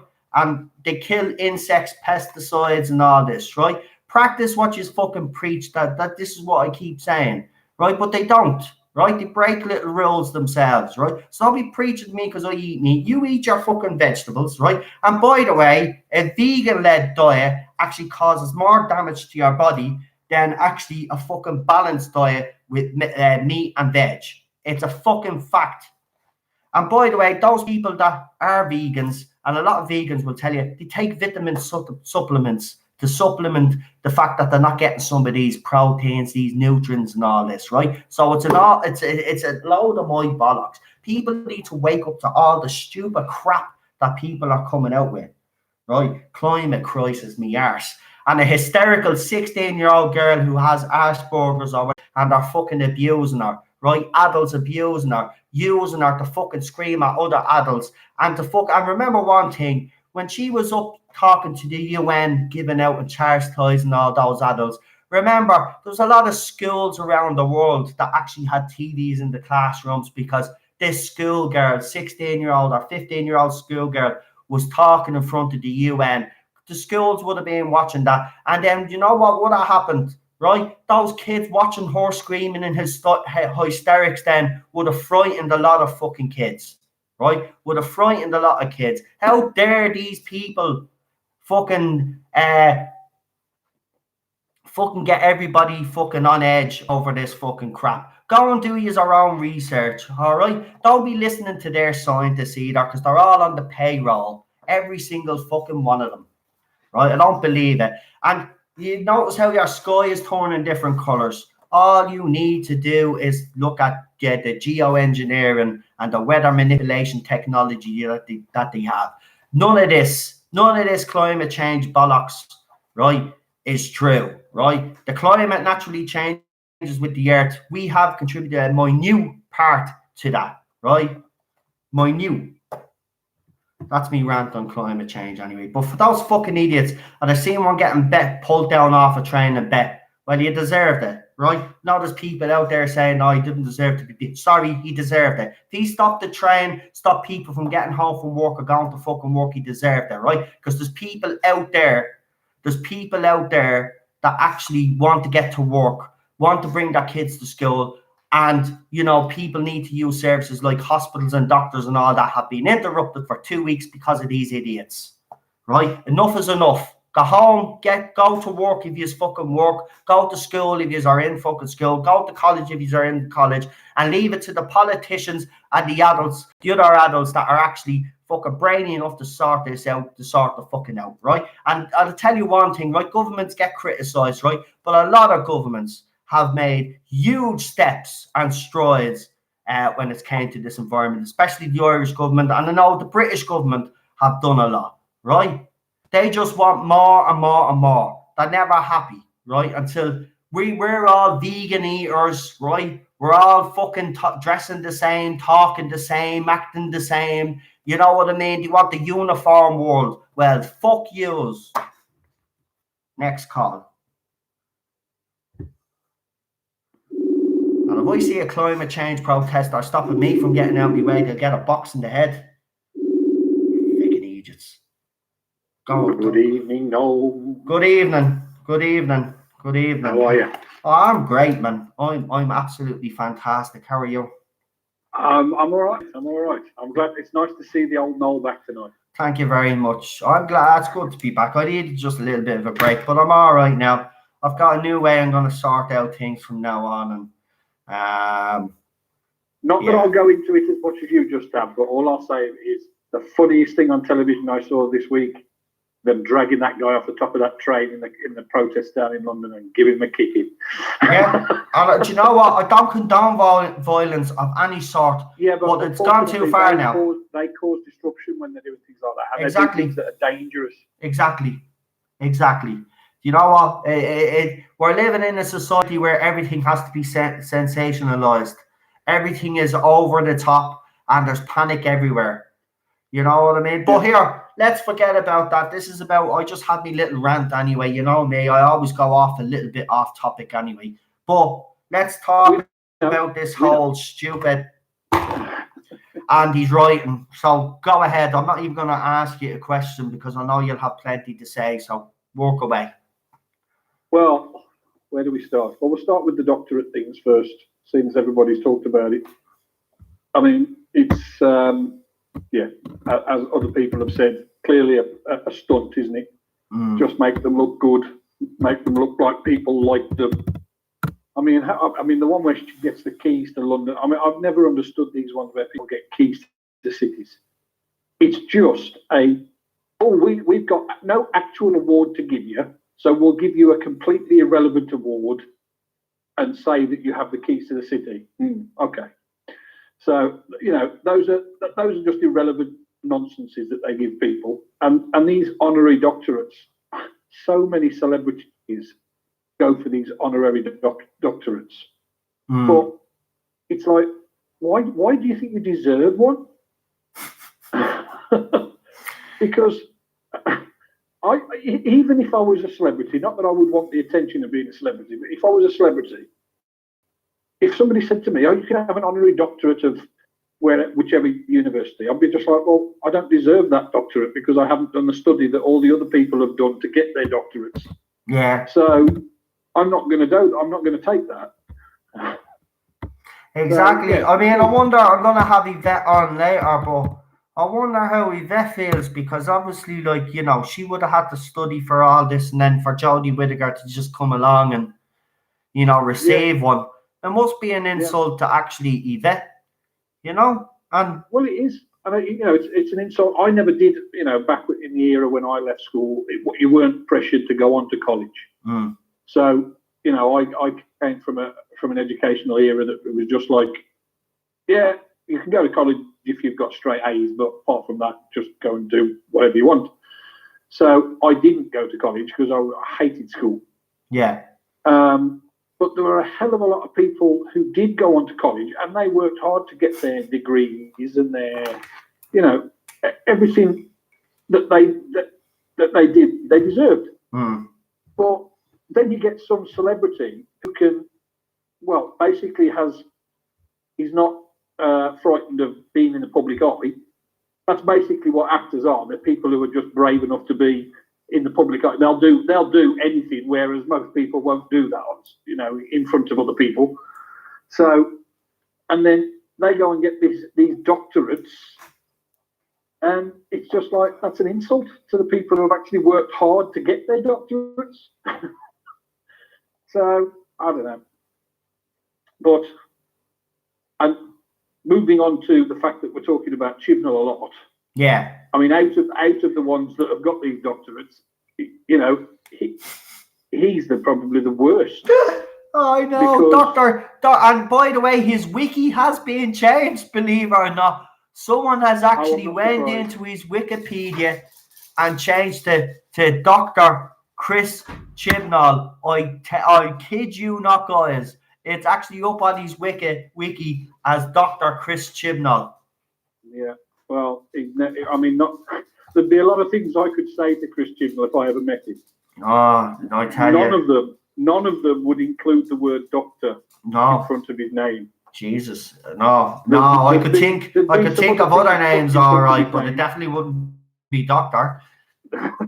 Yeah, I'd use certain phrases instead of his name. Yeah, but I wouldn't certainly wouldn't put doctor in front of his name.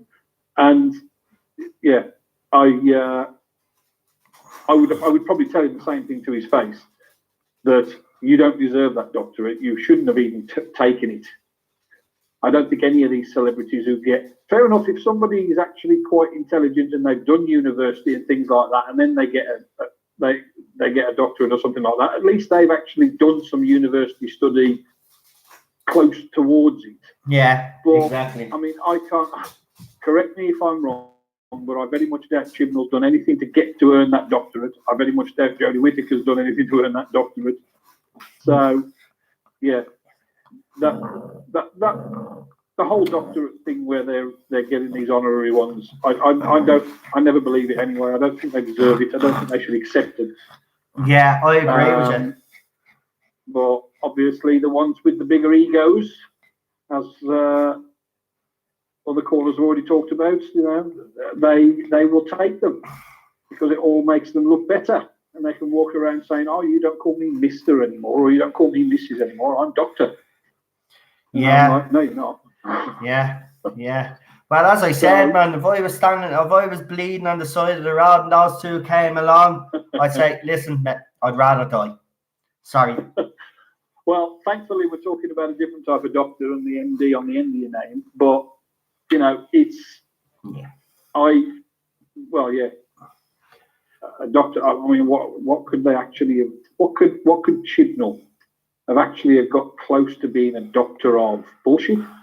Yeah, probably that one. Or the doctor of making everybody fall asleep, because that's what his area. Actually, by the way, if anybody is finding it very hard to sleep, just put on Sirius 11. It'll help you doze right off. It is absolutely brilliant for that. Seriously. To be honest, you could put on any of the episodes he's written. Yes. Even before he was showrunner, which leads nicely into talking about Chibnall and Doctor Who. Yeah. Because the majority of them, you've asked everybody, is the one that you could actually say you liked. I'm struggling on that one. Because, I suppose the only one out of the episodes of Doctor Who that he wrote that was good to start with, but still ended up as a crap Chibnall episode, was Power of Three. Yeah. Because the actual premise of it, and before it started to get, you actually think that you're getting away with a countdown this time, until all of a sudden the boxes start counting down. And then, so it started as a good idea. But then it's like when he comes to write the final act of it, and he's just sort of like, okay, I've run out of ideas now. Let's go back to the old good ones that work, and we'll have a countdown, and we'll have the sonic screwdriver save the day right at the end just by pointing it at something. I know. And it just turns into another pile of crap. So that's about the only one that I could say had a good start, but still fizzled out. They all have this problem of just fizzling out to an absolutely awful ending. Yeah, I agree. I thought Power 3 was actually going to be good because I did like the fact that the Doctor did decide to stick around because you could see it at the first. The Doctor being domestic is not a good thing. It's never going to end well. And the fact that he actually decides to stay around and stuff, I like that. There was a good scene actually between Matt's Doctor and I think it was Rory's dad as well, wasn't there?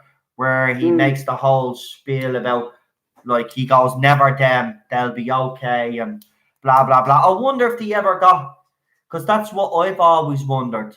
Did Rory ever get to, not obviously write to his dad, but obviously, like, the letters would have been, like, hundreds of years. When did they get brought back? The 60s or something? I wonder if they ever got to see Rory's dad again, because I liked Brian in it. I have to say, Brian was probably one of the best parts of the Power of 3.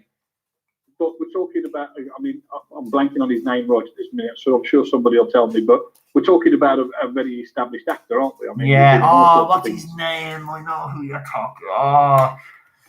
Well, he's been in the Harry Potter film. Yeah, what's his name? Does anybody know his name, actually? Because he's a good actor, yeah? Rory's dad. Somebody's going to say it. I'm sure they are. The Girl Who Waited was a very good story, says Paul. Brian Williams. Is that it?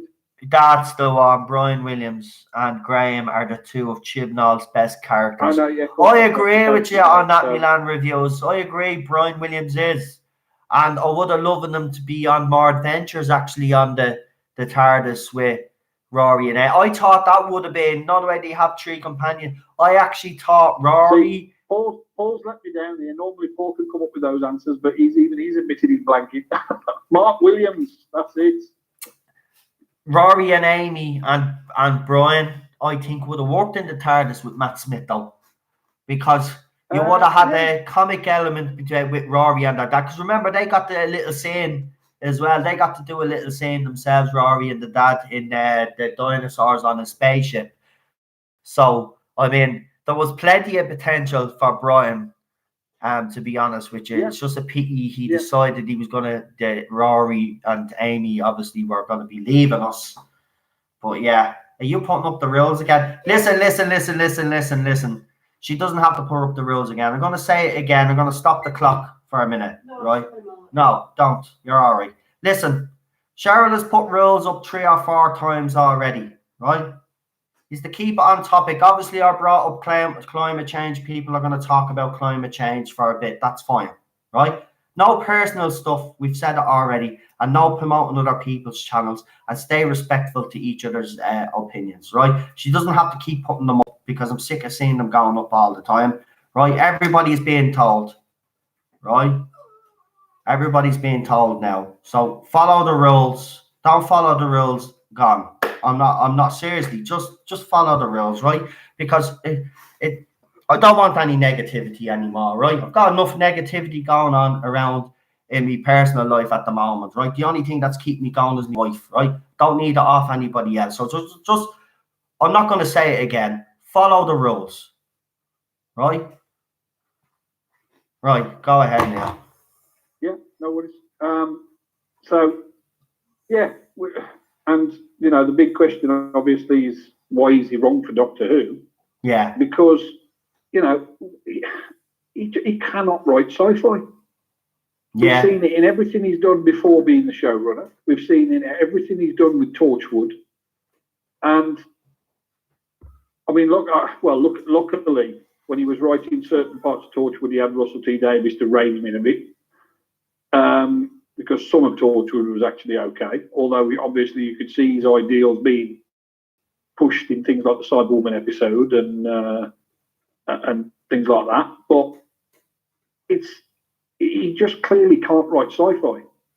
And like I've said before, he has apparently written a decent series of Broadchurch. I still haven't watched any of that. So I have to admit he did. And I'm not going to sit here and lie and say he hasn't, right? Because he did. For drama, for what he is known for, Broadchurch Series 1, in my opinion, is probably the best thing that he's written. Now, people will say Torchwood. I disagree with that. And the reason why I disagree with that is because he had RTD over him. Chibnall, Broadchurch is all Chibnall and he's other executive producer. So it's all on him, right? And for the piece of drama that he was trying to deliver, it did well. And I have to be honest, I was a fan of the first series. Second series went to shit, and third series just, he actually bottled out. There was a scene in series 3, I'm not going to give it away, but there was a very poignant scene at the end of one of these episodes, and it ended. And I'll just say, we thought someone was going to die, but then Chris Chibnall, the type of writer that he is, he chickened out and he didn't do it. And then everybody was like, after that episode, everybody was like, oh no, can't do it anymore. And I was the same. It was a cop-out.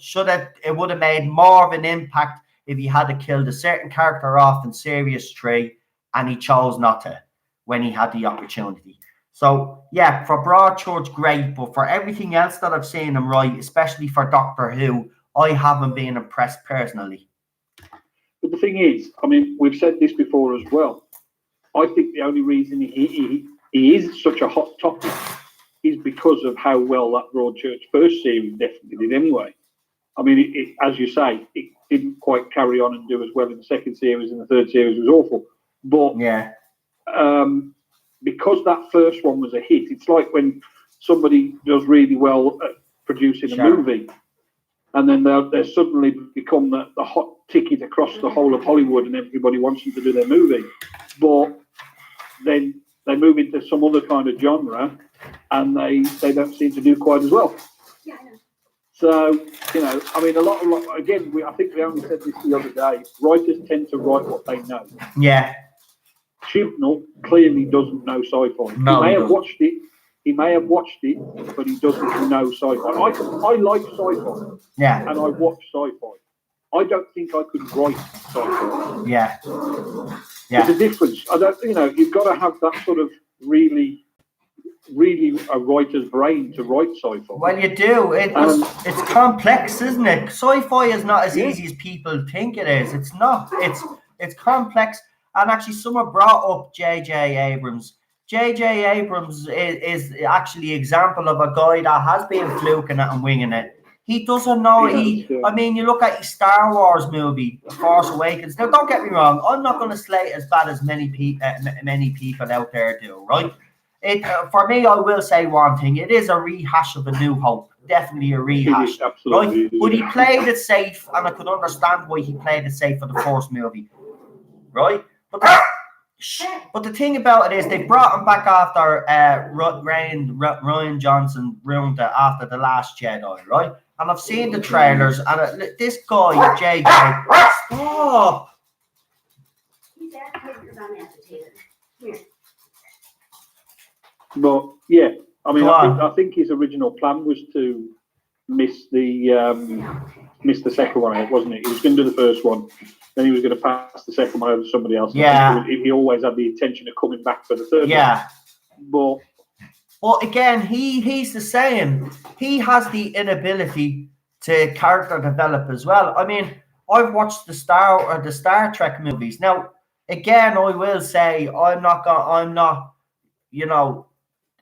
because I know it's a different timeline, I'm not really bothered because it doesn't interrupt the original timeline. They clearly said that this is a different timeline, and for that reason, I've looked at the movies, but again, it just goes to show he hasn't got a clue. He thought in the first movie he'd use all these light effects, and that was great, And don't get me wrong, in some scenes it looked amazing, but then he overdid it. And watching those movies, I felt like there was a big part, there was something missing. There's always something missing from a JJ story. And see, in the Star Trek ones he did, I thought the characters did a good job. I thought the actors did a good job of recreating the characters. But I wasn't so certain about, I mean, I know it wasn't supposed to be exactly the same, but clearly the second one was a remake of Wrath of Khan. Yeah. Which, Wrath of Khan is the first Star Trek movie I ever watched in the cinema. Yeah. It's still probably one of my favourite Star Trek movies ever. It is. It's up there as the best, I reckon. And that remake of it ruined the story altogether, if you ask me. But the character, I like the characters. I think they've all done a very good job of recreating young versions of these iconic characters.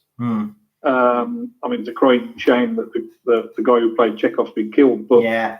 But I thought they all did a very good job. I mean, especially Zachary Quinto as Spock. I like his Spock. awesome. When we're going to put my hands up and say, I actually like Zachary Quinto Spock. I don't have a problem with any of the characters, actually. None of them. Every single one of them. Even the guy that plays Kirk. I wasn't sure of him at first. I thought he was a bit of a shit actor, but he's really grown into the role. It is a pity that he hasn't been able to finish the movies off, because I wanted to see where it was going to actually all end. Because I have got invested in the characters. See, this is the thing. Even though the stories have been pretty shit, I have gotten invested in the characters. I actually want to see what happens to them all. You know what I mean? Because they were actually going on their 5-year mission. They were actually starting at the start of their 5-year mission where the series would have started off. So I wanted to actually see it, man. And we're going to get the Tarantino one anyway. But look, we could go on all day and all night, me and you. Obviously, we could do live streams together, to be honest, on topics like this, to be honest. We should actually do one on different topics. To time up very quickly. That's it. But listen, sorry, I'm just getting my pen. Listen, I'll bring you back on Sunday, but thanks for calling in. And listen, mate, especially you, because you've been in contact with me these last 48 hours. I really appreciate you making sure that I was all right. Not a problem.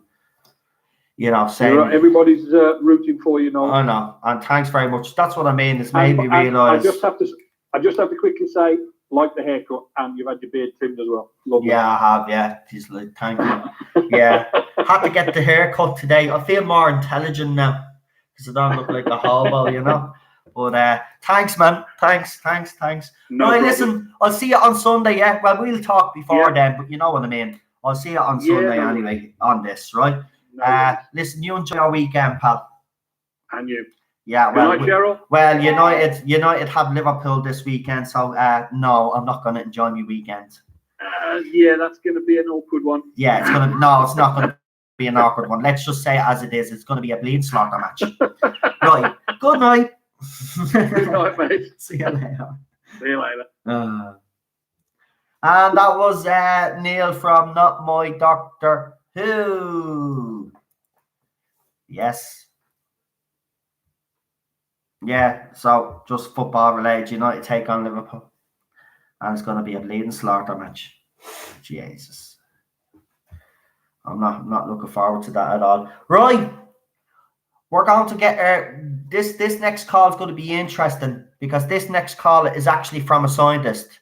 So we're going to actually talk to someone that's had to study for what Jodie Whittaker got for free, and we're going to see how they feel that Jodie Whittaker, Chris Chibnall, and the crew basically went up to accept these things. Because if I was a scientist and I had to study and do all this, I'd be rightly pissed off right now.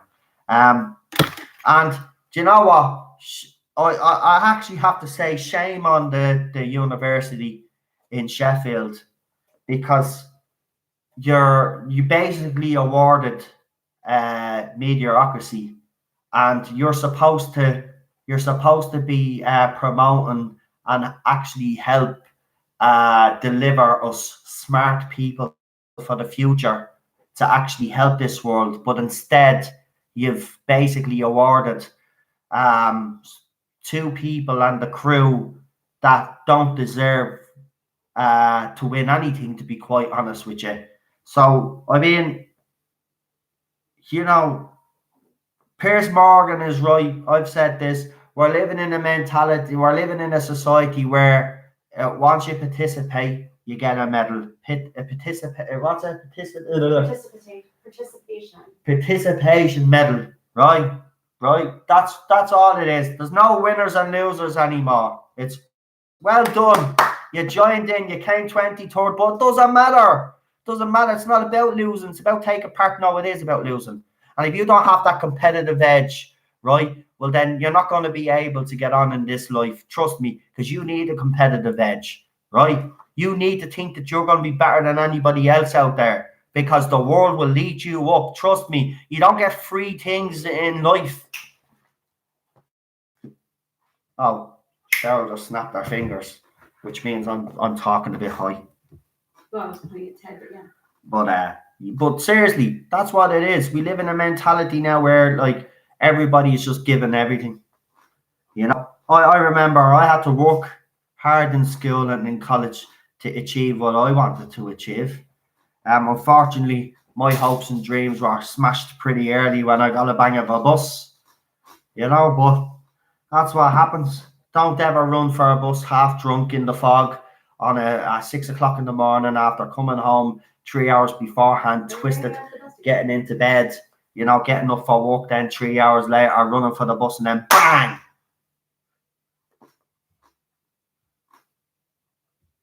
That's how easy it can all end. So, I mean, you know, giving all these little, telling kids, oh, it's all right to come, like, fuck off. No wonder they're all a bunch of soft little assholes today and get offended by everything because you're growing them up soft. Instead of toughening up kids, we're growing soft kids. We're growing little pussies, as I call them, right? And that's just a term, a general term. It means we're growing people that don't have a backbone, that basically don't have their own self-will. They're basically indoctrinated and they're basically brainwashed into believing all this bullshit, right? That's out there. And I'm sorry, I don't want to be part of a world that's like that, right? I want people to be able to think for themselves. I want people to be able to challenge things. I want people to say, ha, ha, ha, you lost, loser, because then that person that's lost then will get the motivation to make sure that they're not fucking beaten again. Jesus Christ almighty, what kind of society of kids are we fucking raising?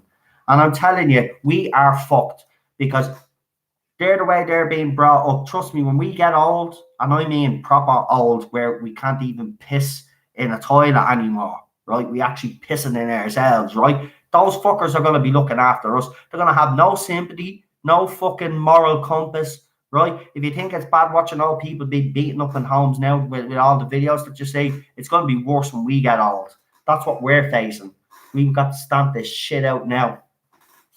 Right, let's bring on our scientist.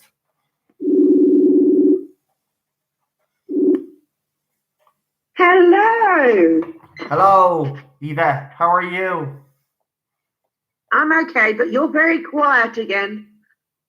No, everything is fine here. You just talk anyway. Oh, that's better. Right. So what would you like to discuss tonight? Well, obviously you've got the topics. Well, I mean, you want to have a rant about... Right, I have a couple of notices first. Right. The first one is, no, I love your new haircut. I had to compliment it as you noticed mine. No problem. And the second notice is a privileged few got a photo of me being abused by a monkey today. And then I think Cheryl will show it to you now. Yep. Oh, this is going to be interesting. On or off screen am I supposed to show it? No, just show it first.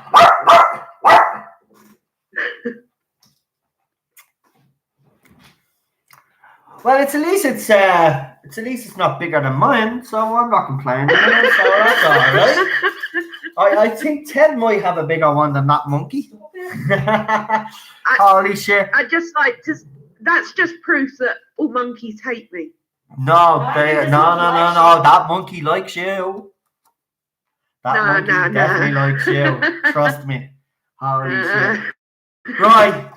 Let's of the monkey business. Let's get down to the real issue. Chris Chibnall, go on, because I know you actually have a problem with this because you're a scientist yourself. You would have had to do all the studying to get your degrees and all this you needed to get. I don't know what they are, so I'm not going to pretend that I know. But it must be a bit of an insult when you hear that someone like Jodie Whittaker, Chris Chibnall, that don't have never done any sort of study or anything like that, have just simply walked up, accepted these fucking things, and the fact that they even had the guts to do that. Well, what do you think anyway? Go on.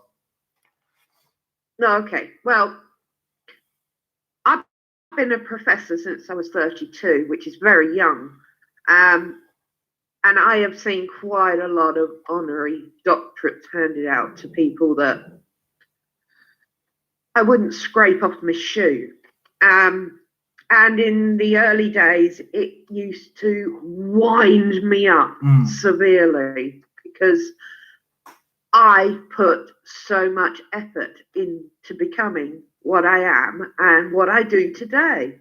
I've worked very, very hard. And you guys know how hard I work because I can never stay awake. Tonight, except tonight. I've got tomorrow morning off, but it's rare. And but Daniel actually asked me earlier how cross I was, and I said, look, if I got cross every time I heard some arse got an honorary doctorate, I'd be dead by now of a heart attack or a stroke or anything like that. So generally, I try not to let it wind me up. But in the case of Chibs and Jodie, it's the university's fault. And this is how it works, right? Universities have so many they can give out per year. Some universities don't give out them at all. It depends on which university. And Sheffield, the idiots that they are, decided to give them to them, which will do them no favours whatsoever. It's publicity for the universities, right? Yeah. That's the bottom line for doing it. Okay, sometimes it works, sometimes it doesn't. And it can boost income for the universities, you know, rich people, etc., etc. So I get and I understand because it costs money, but the University of Sheffield have really not grasped the fact that this is going to hack off so many people that aren't doctors or scientists or professors or teachers. I mean, it's all the same. We all train. We're all given our, you know, our professions that we work really hard in, every one of us. Engineers, you know, it doesn't matter what you do. You work hard for it and you become that person. And these people just waltz up and are given an honorary doctorate. It's just a joke. And it will be a joke. I mean, it'll be a standing joke forever that these two got honorary doctorates. And the fact Chibnall's actually put it on whatever page it was he's put it on, Dr. Chibnall. I mean, crying out loud. I know. I don't even sign my name with professor unless I'm actually doing a proper document. You know, it doesn't matter to me. And that's how much he's taken this on board. It's pathetic. It just shows what sort of a human being, egotistical maniac, sociopath he is. And as for Jodie accepting it, well, it's the only thing she'll ever get. So there you go. Rant over. Just one more thing. Sorry, I forgot to actually say to Not My Doctor Who while he was on and to shout out his channel. He's put it in the live chat, but I'll give the shout out here. So it's Not My Doctor Who. They've got a Facebook page and obviously a Facebook group. Also, they're on Twitter and on YouTube. So the link is in the description there. If you haven't subscribed to the Not My Doctor Who channel, please do. Yeah, that's it really. Sorry, Yvette, I just had to get that out there because obviously I forgot to. Yeah, no, that's fine. It's important. Yeah. So I'm afraid you can't shout out anything for me because I don't have any of that. Yeah. I mean, I don't know. I mean, the fact that he actually showed, you know what? But what annoys me is the fact that they actually showed up. You know, they had the guts. They won't. Most celebrities or musicians or whoever will accept an honorary doctorate because it's a title. It's like getting an OBE or a whatever. You know, it's the same sort of prestige. Yeah. Makes you look good. Makes you look better than others. You know, I've got an honorary doctorate, so I can call myself Doctor something or other. You know, the real people that actually earn those titles don't actually carry themselves like that. They're human beings and they act normally, or slightly eccentric like me.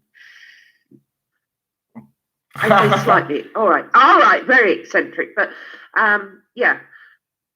What was I going to say to you? I mean, what's annoying me is that he won't give the fans an opportunity to express their displeasure, right? And he goes missing. That article didn't surprise me, no. Yeah, the fact that he's actually come out and said that he doesn't listen to them, that's basically what he's saying. He's basically saying, I don't care if he's criticised this show, I'm not going to read it. How does that make you feel as a Doctor Who fan that you've got this guy that's show running the show that's basically saying, I don't care if you're criticising, I'm not going to learn from my mistakes, because this is basically what he's saying. I'm not going to learn from my mistakes, I'm just going to carry on what I'm doing without even actually listening to what fans have to say. How does that make you feel? Because I'm pretty pissed off with him over that. Well, yeah, you can be pissed off with him about it, but is it really a surprise? Really? No, I'm not surprised, but you think he would. Look what he churned out season 11, for Christ's sake. Yeah, but if he actually cared about the fans, he wouldn't have done what he did. Yeah, I get your point, but I think he doesn't give a crap about the fans. I know, and this is the thing that annoys me, is that he got his opportunity to criticise, right? And unfortunately, we're not allowed to voice our concerns or our criticisms because they won't allow that sort of thing. And I think that's highly unfair. Fair enough, they'll listen to the fans that praise this show. That's okay. You want to listen to them, you can listen to them, right? We know the truth. But at the end of the day, if you're going to be balanced, right, BBC, Chris Chibnall, you must accept that there's people out there that do not like Series 11. And rightly so, it's criticised. Criticism, a lot of it. It's not just saying this is shit, this is that. People have been writing in to the BBC saying, look, these are standalone episodes. The monsters are utterly pathetic. What the hell's going on? You know, they're asking genuine questions. They're not just saying, this is shit, this is shit, this is shit. You know, people are writing in and asking questions. And he's not taken any of the constructive criticism on board, which is how I like to put it. It's not just criticism, it's constructive criticism. Yeah. It's the fans saying, look, mate, this is not good. What are you doing to our show? But in the end, he's fired anyway, so I really don't give a Here's one. The last Time Lord put this up, and I'd actually like to know who said this. Says Christopher Eccleston will only return to Who if Jodie appears in the special as well. It's a cost we have to pay. Are we on board with this? Well, I don't know where you've got that information from, but if you could tell me who you got that information, I'd be very interested. I don't think Christopher Eccleston would say that. What I can tell you is that's not the case. What we've been told is that the BBC are actually in negotiations with Christopher Eccleston, and Christopher Eccleston can't be making demands. To be honest with you, if he wants to appear in it, he employed it in a recent Comic-Con. Well, he can employ. Well, okay, Last Time Lord, that's fine, but he can employ all he wants. Look, it would be logical if Jodie Whittaker is in the 60th, but he cannot. Chris Chibnall, whether people like it or not, has become a little bitch lately, right? Now, he can't be making demands. And if that is his demand, then I'd say no to him. I'd say no to him, right? Because at the end of the day, if he's going to come along and start making demands of the way he thinks the 60th should be done, who should be starting in and who should be directing, well, then no, I don't want him. Who the hell does he think he is? He hasn't been in the show since 2005. And I don't care if he was treated badly back in the day, right? He comes back, he fully embraces it, keeps his mouth shut, and he does what he's told. If not, I don't want him back. He should be making demands. How dare he? Who does he think he is? Tom Baker didn't even make demands when he came back, by the way. And by the way, Tom Baker was treated like shit by half of them. The only one that actually spoke to him really was Matt Smith. Yeah. Matt Smith had a lot of time for him. He wasn't in the 25th because they were so crap to him. Yeah, but in fairness, it's because he wouldn't. Yeah, but he had every right not to be in it and say no because the way they treated him. But he resolved it, and he was in the 50th. Yeah, but the thing about it is, he had a bit of a look. They might have attacked him, but he had a big ego. He thought he was better than them all, and they didn't like that. Of course, they were going to defend themselves. He should just showed up. He's starting to get a bit like, that's what Christopher Eccleston's starting to get a bit like. Starting to get a bit like Tom Baker thinks he can make all these demands. Well, no, you can't. You're either in the 60th or you're not. So make up your mind, because us fans really don't give a flying fuck anymore, because all we hear about you is moan about every little thing that's being done to you. We get it. They haven't treated you well. Got the book yet. Right? They haven't treated you well. Amazon delayed the book. What? Amazon delayed the book. I still haven't got it yet. Oh, have you not? Yeah, I have it there. I haven't even picked it up yet because, like, to be honest with you, when he start bitching and moaning, I'm not reading his book when I'm in this frame of mind because I won't be able to get into his book. But he's starting to really annoy me now. Just shut your mouth. You either want to be in the 60th, right? You make no preconditions. You either want to be in it or you don't, right? And if you're going to make preconditions, I don't want you in, right? You can fuck off, right? We haven't had you since 2005. Anyway, nobody really gives a crap anymore, right? All we want is Doctor Who back to the way it used to be, right? And whether you're in it or not, nobody gives a crap anymore, right? So get over yourself. They can CGI him in, like... No, I'm not allowed. Sure, they tried to do that. He wouldn't give them permission. They see it's his likeness, you see. Didn't he sign away to become Dr. Who? I don't want Jodie in the 60th, personally. Yeah, well, she's unfortunately, whether people like her or not, she's going to be in the 60th. There's no way that they're going to put her in the 60th. I'm sorry, but people need to get their heads out of that. She's going to be in the 60th. And I don't know why people are... I don't want her in. I know, and I agree with you, but I don't think the focus... I don't think the focus should be on the 60th. And Jodie Whittaker on the 60th. I could be dead by then. No, but I mean, I don't think the focus should be whether Jodie Whittaker is in the 60th or not. As I said, I don't give a flying crap who's in the 60th. Once Peter Capaldi is in it, David Tennant, Matt Smith, and if the other two want to be in it, the other two that are kind of Jodie Whittaker and Christopher Eccleston, I don't give a shit, right? The three doctors that I want to see in it is Matt, David, and Peter. And if he doesn't, I don't even know what's going on at this stage. I agree. The three of those, definitely. Hey! Sorry about that, Eva. Avatar. Well, I don't know. You're yelling. It's been lovely talking to you as always, Noel. No problem. Listen, I'll see you the weekend. Cheryl. Bye, We'll talk. we will talk to you soon. Anyway. Love to everyone. Or see, just before you go, seeing the photographs. I'm gonna download them tonight. Your photographs that you sent to me, and I'm gonna put them on. No. Yeah, I'm gonna. No, it doesn't matter. I want people to see, so I'm gonna put them up for you. The only one I liked. Did you see the one with the original Daleks and the robots? Yeah. I thought that was the only good one. Yeah. Oh, and the Cyberman. It doesn't matter. It's the effort, and this is what I told you. I don't mind if you've got a bit of art that you've done. I'll put it up. So I'm gonna put it up tonight. All your art. Don't worry. I won't look at this. And nobody's gonna say. Now to everyone. For what? It's the effort.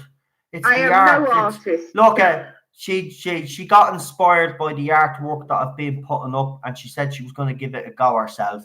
And she gave it a go, and that's all it is. She gave it a go. It looks, some of them look great. I personally think there's a lot of imagination shown in some of these photographs that she put. No, she can laugh. You're being way too kind to me. I'm not. I'll put the video up later, guys, and you can let me know what you think of our art anyway. And sure, yeah, well, I'll hide all the nasty comments. Pain hurts. Right, go on, Yvette. So we'll talk to you the weekend. Yeah, of course, no. All right, Have a love you good both. one. See ya. Have a good one. Bye. Bye. Bye. Bye. Bye. Bye. And that was our scientist. Yay! Quantum physicists. Yeah. Yeah. Yvette. We like Yvette. Great call as usual. Great call as usual. Right, we're getting near that time now. I just seen the last Time Lord ask if he can come on Sunday stream. You can indeed, my friend. I am putting you down right now.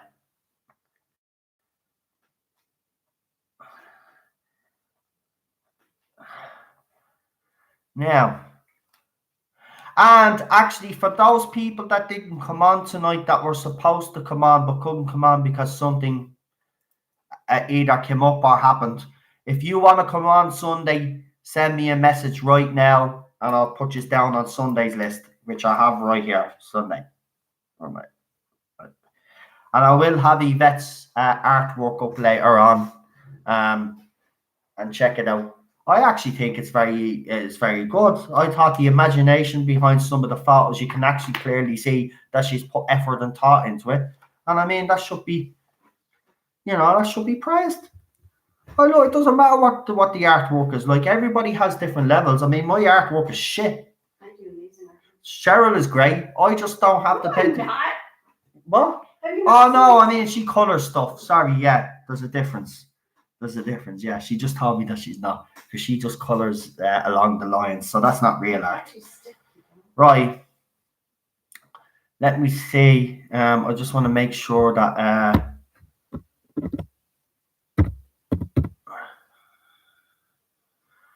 right, that's grand, and Milan review. So the last two callers of the night are, I just want to make sure that you still both want to come on. The last two callers that I have here for tonight are Peter and Milan reviews. That will bring it up close to finishing time. So if you guys are still coming on, let me know and we will continue on. We've got about 35 minutes left of this stream. And also, again, I will just say thank you, everybody, for coming on so far tonight. We've had some great calls. I see that there's 34 people watching and 37 likes, actually. We've actually had constantly 40 people watching the whole stream. I've been watching. It's been going from 36 to 40. So thank you very much. There seems to be more people listening to me now as every live stream comes on. So I'm actually, that's actually good. I won't know how to handle it when I get to 100 people watching at one stage. It'll be funny. I was actually talking to Ballstreck as well. I talk to Ballstreck a lot, and we have a few things that we're going to be, in the pipeline that we're going to do. We haven't made concrete plans yet, but we do want to do something together, especially during the whole Series 12 thing. So because Ballstreck, seriously, like everybody else, and I'll say it again just in case you are watching Matrix Lord 2-on-2, I just want to say thank you very much for all your messages. And I did say to you that your messages meant more, and they did, and that's no disrespect to the rest of you, but the fact that me and this guy haven't seen eye to eye for the past couple of months, and he put all that aside to come and make sure that me, Cheryl, and Ted were all right, that actually shows the character of the guy. and that's a good guy. So I just look. All I'm just saying is I just want thank you. These are all great. These are all great. And Cheryl's doing some mad concoction there. So I wonder why I'm making faces because I'm looking at Cheryl doing something there. It's like, are you okay? Right, let me see. Are they coming on?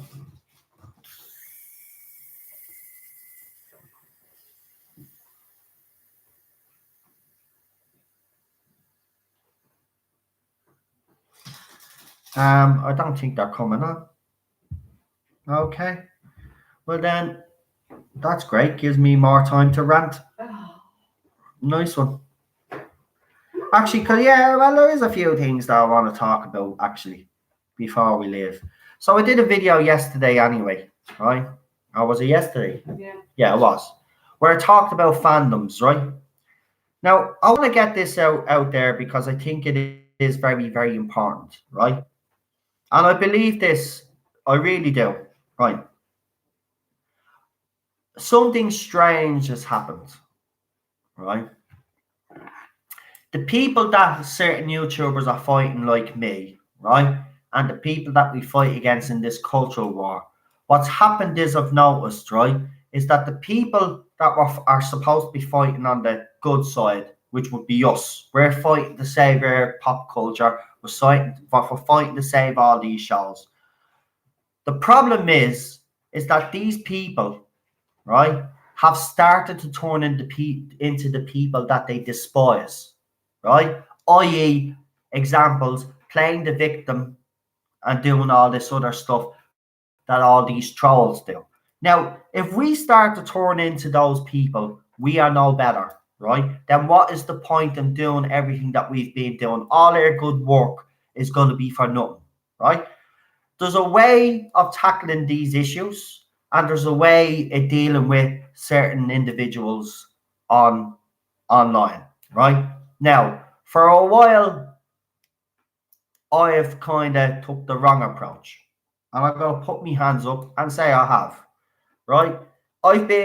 Everybody's been telling me this for months and I don't listen to people, that I should ignore trolls, right? But sometimes I can't help myself, and there will be times where I can't help myself. But the majority of the time, I'm going to ignore these assholes, because if you give them any attention, then you're fueling their fire. So I've noticed, and it's happening in the Star Wars fandom, it's happening in the Doctor Who fandom. It doesn't matter, whatever fandom that you're in, that's fighting against this SJW feminist crap, shipping crap, right? Don't turn into the people that you're fighting, right? Because I seen it with a Star Trek YouTuber, and this person's very big. Now, this person decided that they would go and basically say something about someone's art, which is fair enough. They're entitled to do that. But what they're not entitled to do is put a hashtag on that person's art that will then get that person's followers to actually bombard this artist with hate messages of hate. But the thing that pisses me off is then that person decided that's supposed to be fighting against the bad, decide that they were going to turn into the very people that they despise. This person then start retweeting people's tweets and all the abuse, and then start doing videos and playing the victim. Now, I'm sorry. Get your head out your fucking ass, right? If you go and do something like that, you own it. You take responsibility for it, right? And if you're going to turn into those people and turn into a little bitch, right, and turn into a fucking victim player, well, then you have no right to be in this fandom either, right? You're just as bad as those parasites that we're fighting, right? Your job is to fight against these people, but your job is not to go and terrorize these people and deliberately go out and seek fights. See, this is what I've seen happen. This particular person that I'm talking about is only doing this to get clicks, and I know they are, right? Now, I used to follow this person. I used to follow this person, right? But I've noticed the kind of politics that they're using, the kind of tactics that they use. And they pick on a lot of these people, right? And they deliberately go for these people because they know they're going to get a reaction out of them. right? Because then they can do videos on those people and get more clicks for their YouTube channel. Now, I don't buy that, right? I don't. I've never been into, and I have been accused of putting certain videos up, certain streams up because I want to get clicks for this channel. I have never been concerned about clicks on this channel, right? I haven't. Believe it or not, I haven't. I do say subscribe to the channel because if you want to subscribe, you can subscribe. But at the end of the day, I had what? 49 subscribers for about 2 years, right? I don't give a crap about clicks, right? But when I see other people that do, and it's all about the clicks, right? And it's all about, and it's not even about the cause that they're fighting for anymore. They've used it in a way to make their own YouTube channels bigger so they can make money off these fans that have a problem with this certain fandoms that they're in. And I don't buy that shit. Stop playing the fucking victim. Stop turning into the people that you're supposed to be fighting. Because if you turn into those, you know, no business being in fandoms. Could you just bring them into the room for the last? I'm serious, because I'm not. I'm doing it. There's no need for that. Every time I'm talking.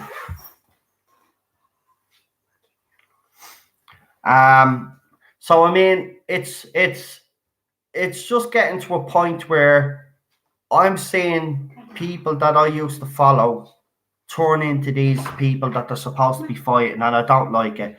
We're supposed to set the example. We're supposed to be the moral compass for the, for the rest of the fandom. We're the ones that are supposed to have the higher ground. You know what I mean? But no, what's happening is we're turning into, and I'll put my hand up and say, I've been partly responsible, right? I haven't always done things the right way either, right? But we all need to change our attitudes. And I don't like, I'm being honest, that made me sick. It made me sick because it seems to be a tactic with this person every so often. When nobody is talking about this person, then they always do something to make sure that they're relevant. And this generation actually really actually is embarrassing, because they have become a society of, it's all about the clicks and it's all about how much they're liked and how much they're relevant and all this crap. Like, it's not even about the content that they're doing anymore. It's always about attacking people. If you have a problem with a franchise, you stick to the content, right? Which is about the franchise, it's fans, that's fine. If you want to criticize someone's artwork, yes, you can. All right. But as I said, you don't leave a hashtag there because you know your fans will go on then and start. And that's what I don't like. It's little tactics like that. And then you know the artist is going to react by replying back to you. And then what you do then is then you play the victim. You get another channel then to say that you're being abused. Then you come out, do your own video, and then you show all these people's tweets and you're calling them crazy when you're the one that started all this mess in the first place. And you're the one that's crazy because you're actually doing exactly what you are supposed to despise and fight against. And this is what I hate. This is what's happened now. And I've seen it a lot. You know what? There's YouTubers out there that I highly respect because they will not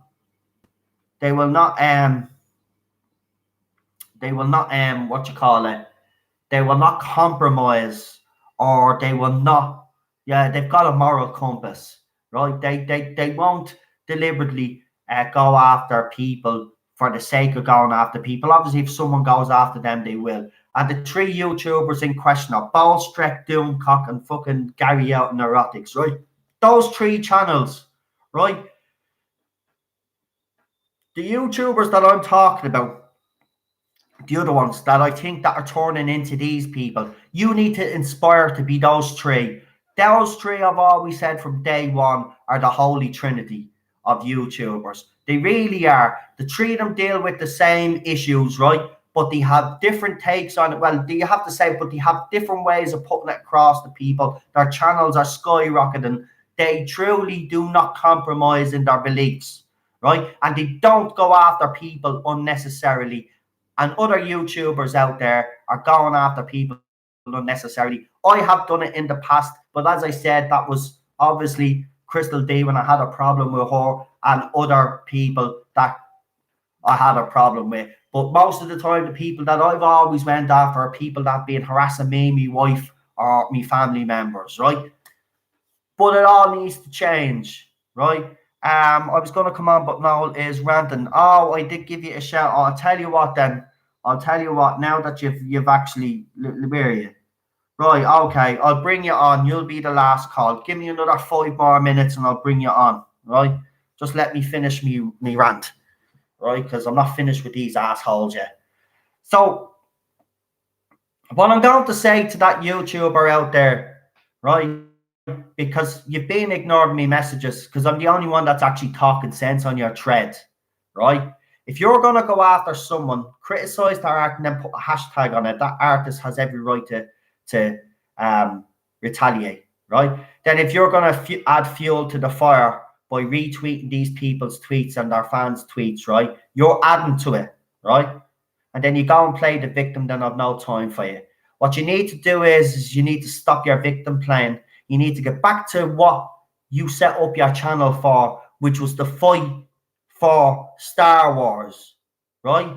Okay? I think you've lost your scope along with these other YouTube channels out there that I haven't mentioned any other YouTube channels. The only YouTube channels that I mentioned are ones that I respect, right? Which I've already shouted out, which is Ballstrek, Gary, and Doomcock. And there's others obviously that are here that are highly respected, but they're the Holy Trinity. But for you other YouTubers, you really need to take a step back and you really need to focus on what your channel was set up for in the first place. Because I think you have lost perspective. I think you've lost your scope. I think you need to get back. If you don't, people will see you for what you are. And that is exactly the same as the people that we actually fight. And, you know, I just don't like the attitude. I really don't. And, you know, it's like some of them are selling their principles just to get clicks. And, you know, I don't care. What have I got now? 500 and whatever it is subscribers. If that stays on that for the next 10, 15 years, I don't give a shit. I'm happy. I'm still reaching people, right? It's the content I believe in that I'm doing, right? These people have abandoned the content that they're doing and they're basically just going after everybody because they know it gets clicks, and it generates hype around the fandom. And then what happens is the consequence of that, and this is why I have such a problem with that YouTuber, the consequence of your action actually added to that person getting hate. And remember, mental health, as I said, is a very big thing, especially cyberbullying. So you ought to be ashamed of yourself because you accuse people of bullying you, but you're doing exactly the same as them. So you're just as much as a parasite as them. And what do we do with parasites? We remove them. So you either go back to doing what you are doing and remember why you set up your YouTube channel for, or you fuck off. Simple. And you know what? From now on, this is what this channel is going to do. If this side of the fandom is wrong, I'm going to call you out as well, right? Because at the end of the day, you know, we've all lost track, including myself, as I said, we've all lost track while we're here, right? And we're here to save a TV show, and there's others in other fandoms trying to save their fandoms. It's a pop culture war, right? But we need to act. We need to act more. We need to be more. We need to rise above it. We need to be better than them, or there's no point. That's basically the point that I was trying to make. And I'm sorry if people think I was ranting. But seriously, it just annoys me. Stick to what your YouTube. Stick to your goals. Stick to your principles. Don't sell out for clicks. You know, do your thing. You know, because if you stick with it, people are going to stick behind you. And don't get me wrong, I don't want this YouTuber going after me because this YouTuber has over 100,000 subscribers. That's why I won't mention their name, because if they do come after me, I'm a little bug, probably squash me like a little bug, but I'd be able to take them on, but that's not the point. I'm just saying stick to your principles. You know, if you don't, then you know better than the other side. no better than the other side. It's as simple as that. And I've been guilty of it as well. I'm not mentioning any YouTubers' name. Doesn't matter who it is. The point is, I've made my point. Hopefully, if there's people out there that have YouTube channels that have listened to me, actually agree with what I say, and it actually makes or if there's people that have engaged in this, I hope it does make them realise that there's a better way of doing things. I think that's what I'm really trying to say. You don't need to stoop yourself down to these guys' level, you know, because we're scraping them up off the ground. Well, you want to be down there with them. Come on. We're supposed to have the moral high ground here. We're supposed to be better than them in our beliefs, I mean. And we should be. They've ruined the fucking TV show. They've ruined half of the fucking franchises out there, haven't they? We need to fucking fight them back, but fight them back fair.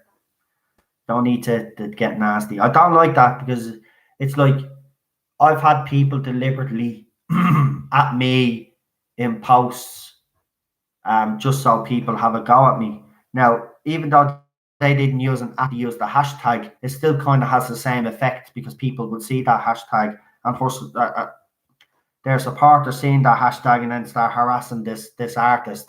And don't get me wrong, I put up Chibnall art, but I never told you who the artist was. You know what I mean?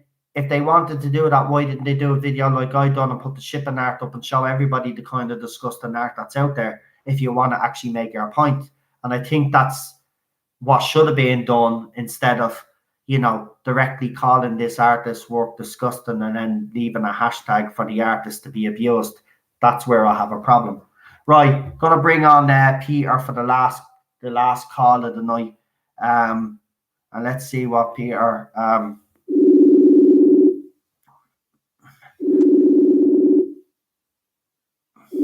good night, Yvette.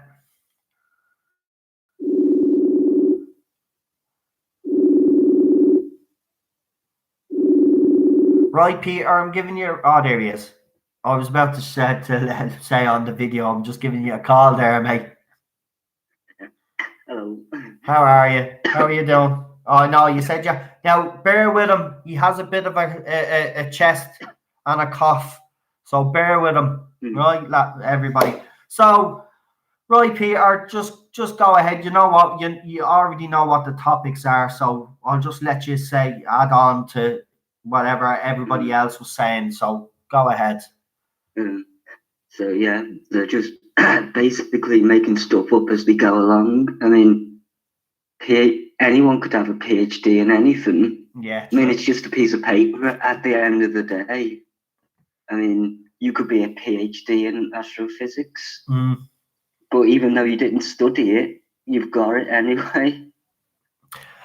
Why do you think, could I ask you this question? Why do you think we live in a society where if you're, because I've noticed this, you always notice like the richer you are, the more free stuff they hand you.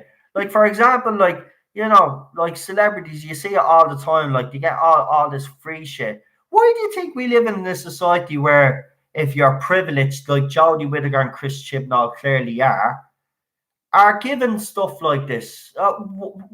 Why? I don't get it. I mean, how did it make you feel anyway as well? I'm going to ask you that they actually went and picked these things up. They actually had the cheek to go and pick them up. I mean, it's an insult to people who have studied these things for years. Exactly. And, you know, it's like chivalry in a way. Like the kings and queens. And then you got the lords and barons. Yeah. It's like we're going back in time. We're getting the breadcrumbs, and the privileged are getting the rest, really. Yeah. I mean, most of the world's wealth belongs to them. Yeah. You're right. And that's why people are going broke. They can't afford to do anything. Taxes are going up. It's just getting worse. Yeah. I agree with you. I mean, I don't know. It just annoys me because they actually had the cheek to go and I know I keep repeating myself, but this is the one thing that actually annoys me. They won't accept that fans have a problem with the era, but as soon as they're handed some sort of award, oh, they're all there by the truckload, but wouldn't show up at the Comic Cons at all. And now we know why. Don't buy into this. Anybody tells fans out there, right? We've heard it from people on Twitter as well, right? If people are out there are giving all this crap about I lost me train. Oh, I completely lost what I was. It just Your mind's gone blank. go ahead anyway. Go on. It might pop into me head. Wow, Okay. that's weird. And I'm getting old. Yeah, and the other thing was Chibnall not looking at his criticisms. Oh yeah, That's not good at all. Well, it's not. I mean, if he's not looking at them, then it shows that he's weak. I mean, everyone needs criticism. It helps them progress. That's what I was going to say. The fact that he actually won't, and you're right there, that is a very good point that you bring up. I mean, whether he likes it or not, people didn't like this show. Now, if he's just going to listen to all the positivity and talk about all the positivity, then he's not doing himself. He's not actually doing himself any justice, or Jodie Whittaker or the rest of them any justice. He must look at the criticism because he's supposed to learn from it. So how is he supposed to learn from it if he's not actually going to even listen to what fans have to say about the show? This is the kind of mentality that this whole production team has had from day one. I mean, where do we go? I mean, with the fake, oh Jesus, I just can't get over the fact that, like, you know, now she's the doctor is, and I wouldn't even mind the headlines. Jodie Whittaker is actually a doctor. No, she's not actually a doctor because she didn't fucking study to become a doctor. She hasn't done all the exams, and she wouldn't know her arse from her fucking elbow. Yeah. Now, I'll just give you a little bit of advice, a bit of vitamin C and a bit of lemon there in a hot cup of water, a cup of boiling water. You'll be fine. Right as rain. Yeah. Get that down you. There's a doctor for you. Bet you Jodie Whittaker wouldn't know what to do there. No, she'd probably just get a flu jab and end up sick. Yeah, that's it. Listen, I was asking everybody this question tonight. Is there any part of Chris Chibnall's writing, especially around Doctor Who, that you have liked? Is there anything at all that you've liked from him? And look, there is people out there, if anybody was afraid to say anything tonight, look don't listen to what other people think. If you actually think that there was something there that Chris Chibnall did that you actually liked, don't be afraid to say it. It's your opinion. You have a right to express that. What do you think anyway? Is there anything out there that you actually liked of Chris Chibnall's related to Doctor Who? It did appear more adult compared to the Moffat era. I mean, like, you'd never heard the word cancer. I mean, that's one thing. Then you've got the N word. I mean, there's some slight sci-fi elements, but it's mostly just like a police drama, but in space. Yeah. And time, you could say. Yeah. I mean, resolution was okay. It was good to see the Daleks exterminating again. But Series 11 in general was just a yawn fest. I mean, I don't know if Series 12 will be an improvement, but he won't take any criticisms, and you can't even contact him. I don't think he even has a Twitter. No, I don't think so. I don't even think Jodie Whittaker has a Twitter account. If I'm correct in saying, I think it's a fan account. It's not actually Jodie Whittaker. I don't know if she's on social media. I think she was on Instagram or something. I don't know where they are. Anyway, I wouldn't even follow her. I wouldn't even give her any.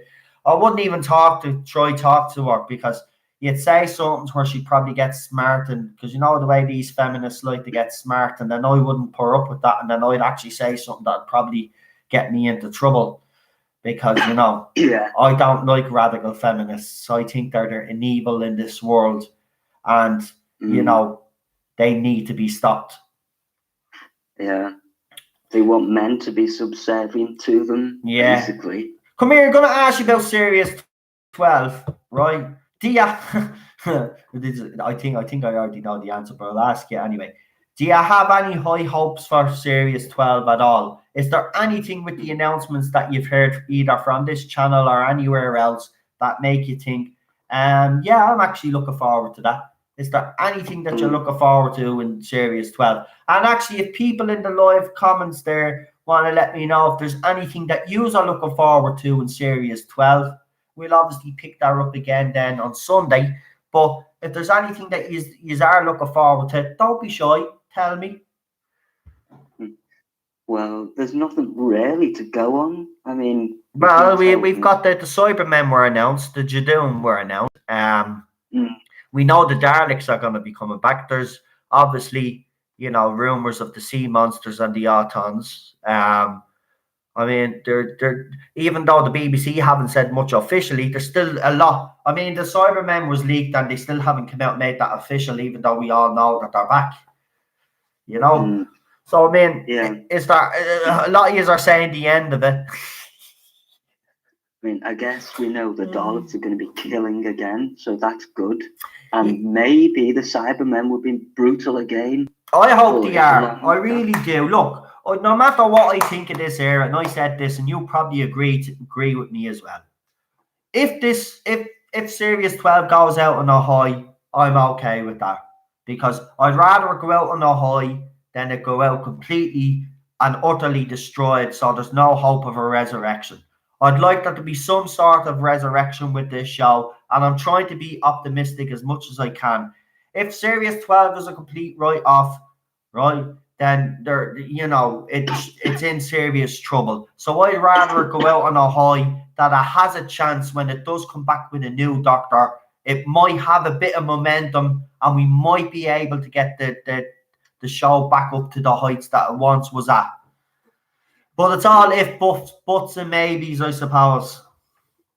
Yeah. I mean, there are probably many parallel outcomes. We just don't know which one we'll end up in. Yeah. Yeah. Every action has a reaction, and it goes on and on. I know. I don't know how. Will see. I mean, I'm far more optimistic than I was a few months back, let's just say. But again, I am hesitant like you all. I mean, I want it to be, I want this to end as quickly as possible. But at the same time, I don't want it to kind of completely collapse, because if it completely collapses, there is no show to save.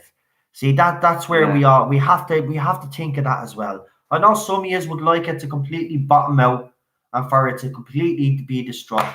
But look, deep down, you couldn't want that, because it'd be the end of the show, and it wouldn't recover from that. So I hope it does go out on a high. But what we've been hearing very disturbing things. He's going to double down. I don't think Chris Chibnall. You might agree with me on this one. I don't think Chris Chibnall has the ability, or the inability, I should say, or no, the ability to actually, take criticism on board and to improve on what. I don't think he has that capability. I actually think Series 12 could. Again, I'm trying to be optimistic, but deep down, if I'm telling myself the truth, I think it's gonna be a complete shit show. Yeah. Listen, tell me, how was the old? Because obviously, you do your own little animations and stuff, and we've got a bit of time here. So, how's your animations going at the moment, mate? Well, with this cold, it slowed down a bit, but I managed to draw a few sprites today. Right. Did a little bit of animation for the Telebot Chronicles episode 3 trailer. Right. And I've just been taking it slow, really. Yeah. I mean, I want to animate, but this cold is making me feel drowsy. Yeah. So I've managed to do something. Right. Well, Bad Wolf, if you just want to know, Bad Wolf 66 has a YouTube channel. He does his own little animations. Obviously, you can put the link up in the live chat there. But give your other channels a shout out there while you're at it, and your YouTube handle and all that. I forgot to say that's not my Doctor Who when he was on. So before I forget, go and give your shout outs there and where you are. Let people know where they can get in contact with you and all that business. I see. Well, you know the animation channel, Bad Wolf 66. Yeah. See, and I've got a gaming channel with memes and experimental videos. That's Bad Wolf Gamer. Right. And I've got a Twitter, which I'll have to paste onto. You see. Right. He's getting very bold. Go ahead. Sorry, he's barking again. He's getting very bold, Ted is. Yeah, cheeky Teddy. By the way, here's something for you all, right? That's a glass of something. I want you to try figure out what I'm drinking, right? And you will actually be shocked at what I'm drinking. But if anybody can guess what I'm drinking before the end of the live stream, we'll see how good you are. And before you say Coke, I'm going to say it isn't Coke. And there's no alcohol in it. So see, can you have a guess of what it is? Someone says beetroot juice. No. Do you want to have a guess, Bad Wolf? Dr. Pepper. No. Or it's a monster drink. No. To get you super high. No, Monster. I had me can of Monster earlier, look. Yeah, but you're spot on. You all know me so well. That's the one I was drinking tonight. There's no really taste of it as such. It's just a zero sugar, zero calories. It's not Pepsi. It's not any sort of brand of Coke, right? That's all you need to know. It's not Coca-Cola and it's not Dr. Pepper, right? And it's not Cherry Coke or any of them, right? What am I drinking? I will say it's a fizzy drink and it's a well-known drink. Vimto? No, but nice little try. That was thinking outside the box because that is actually similar. It's not dandelion or burdock. You will actually be surprised what it is. Seriously. I'll give you a clue. Do you want a clue? Go on. Right, here's the clue. This drink was invented by the Nazis.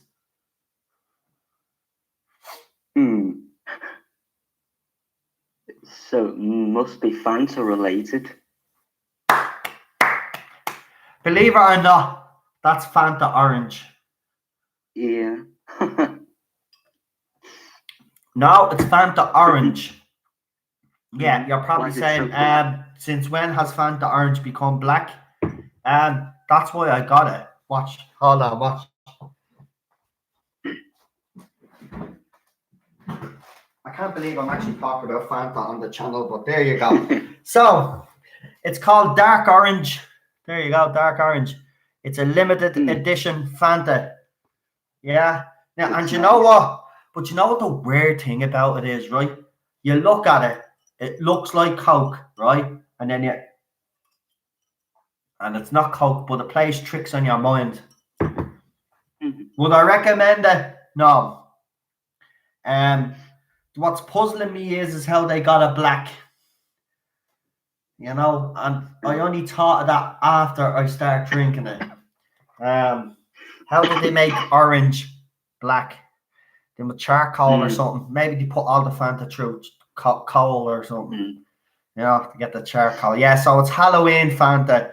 Yeah.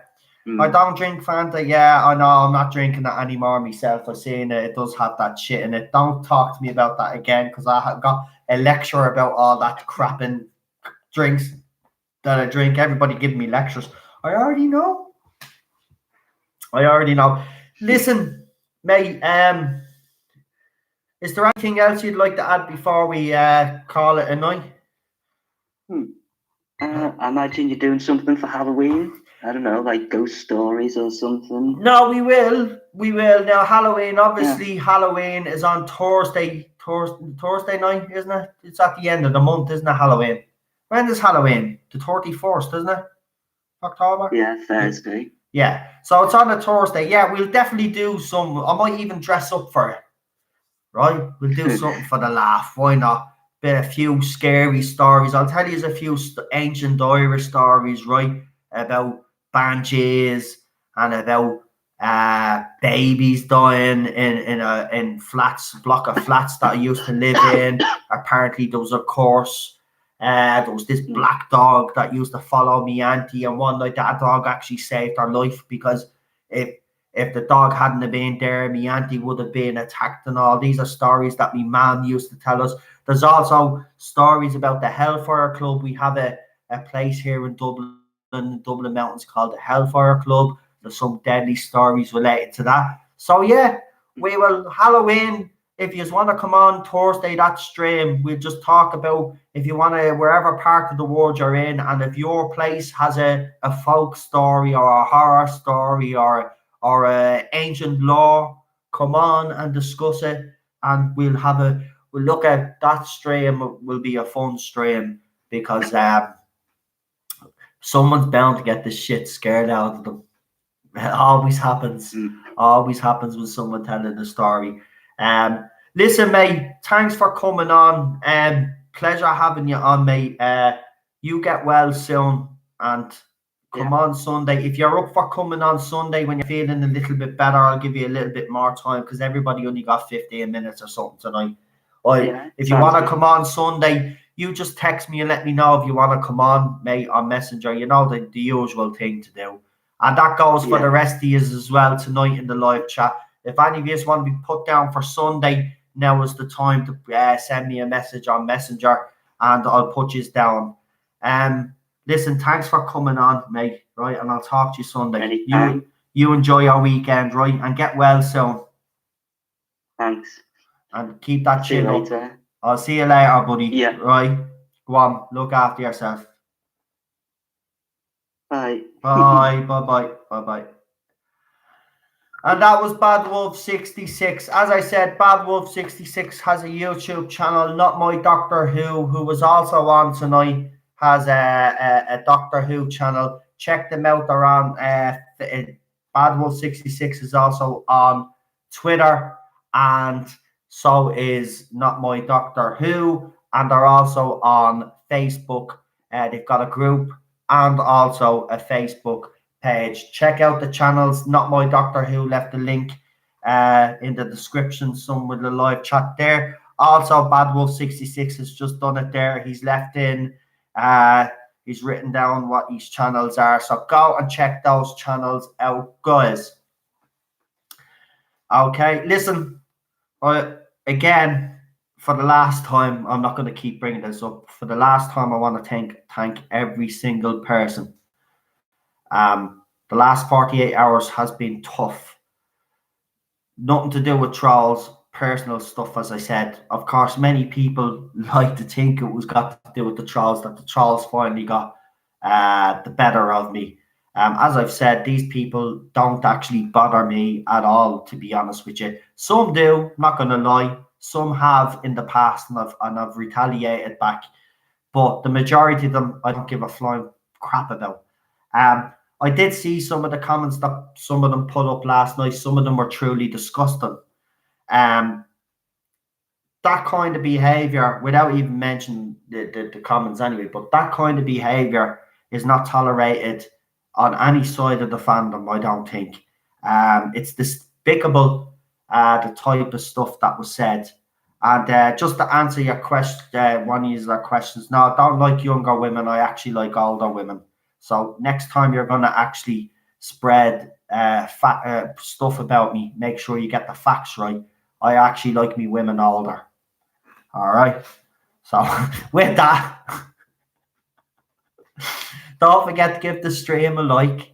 If you've liked all the calls tonight, I apologize for Teddy. Teddy is just a bit on edge because it is Halloween and there's a lot of fireworks, and that's why he's actually on edge, believe it or not. It's very hard trying to comfort him when he's like that. But we apologize for Ted anyway. But listen, thanks for watching tonight. Thanks for all the advice that people have given me, all the well wishes, the messages. You've all been so nice to me, so kind. And you know what? This channel wouldn't be here and I wouldn't be gone. And trust me, I was ready to walk away. But it's because of you guys, and because obviously I love doing this. I'm not going anywhere. We're going to keep going. This channel is going to get stronger. I've already been informed that, you know, that there's a few YouTubers out there that are willing to help this channel out, and it'll happen in the next couple of months and weeks to come. So I can't wait. This can't wait. I can't wait. Next couple of months for this channel is going to be really, really, really exciting, and you are all going to be part of it. And you know what? I would have been an asshole, to be quite honest, and a bit of an idiot if I had have actually just gave it all in. I mean, I've worked hard on this channel and my Facebook groups, and I was willing to throw it all away. Seriously, I actually was willing to walk away because I didn't want stress.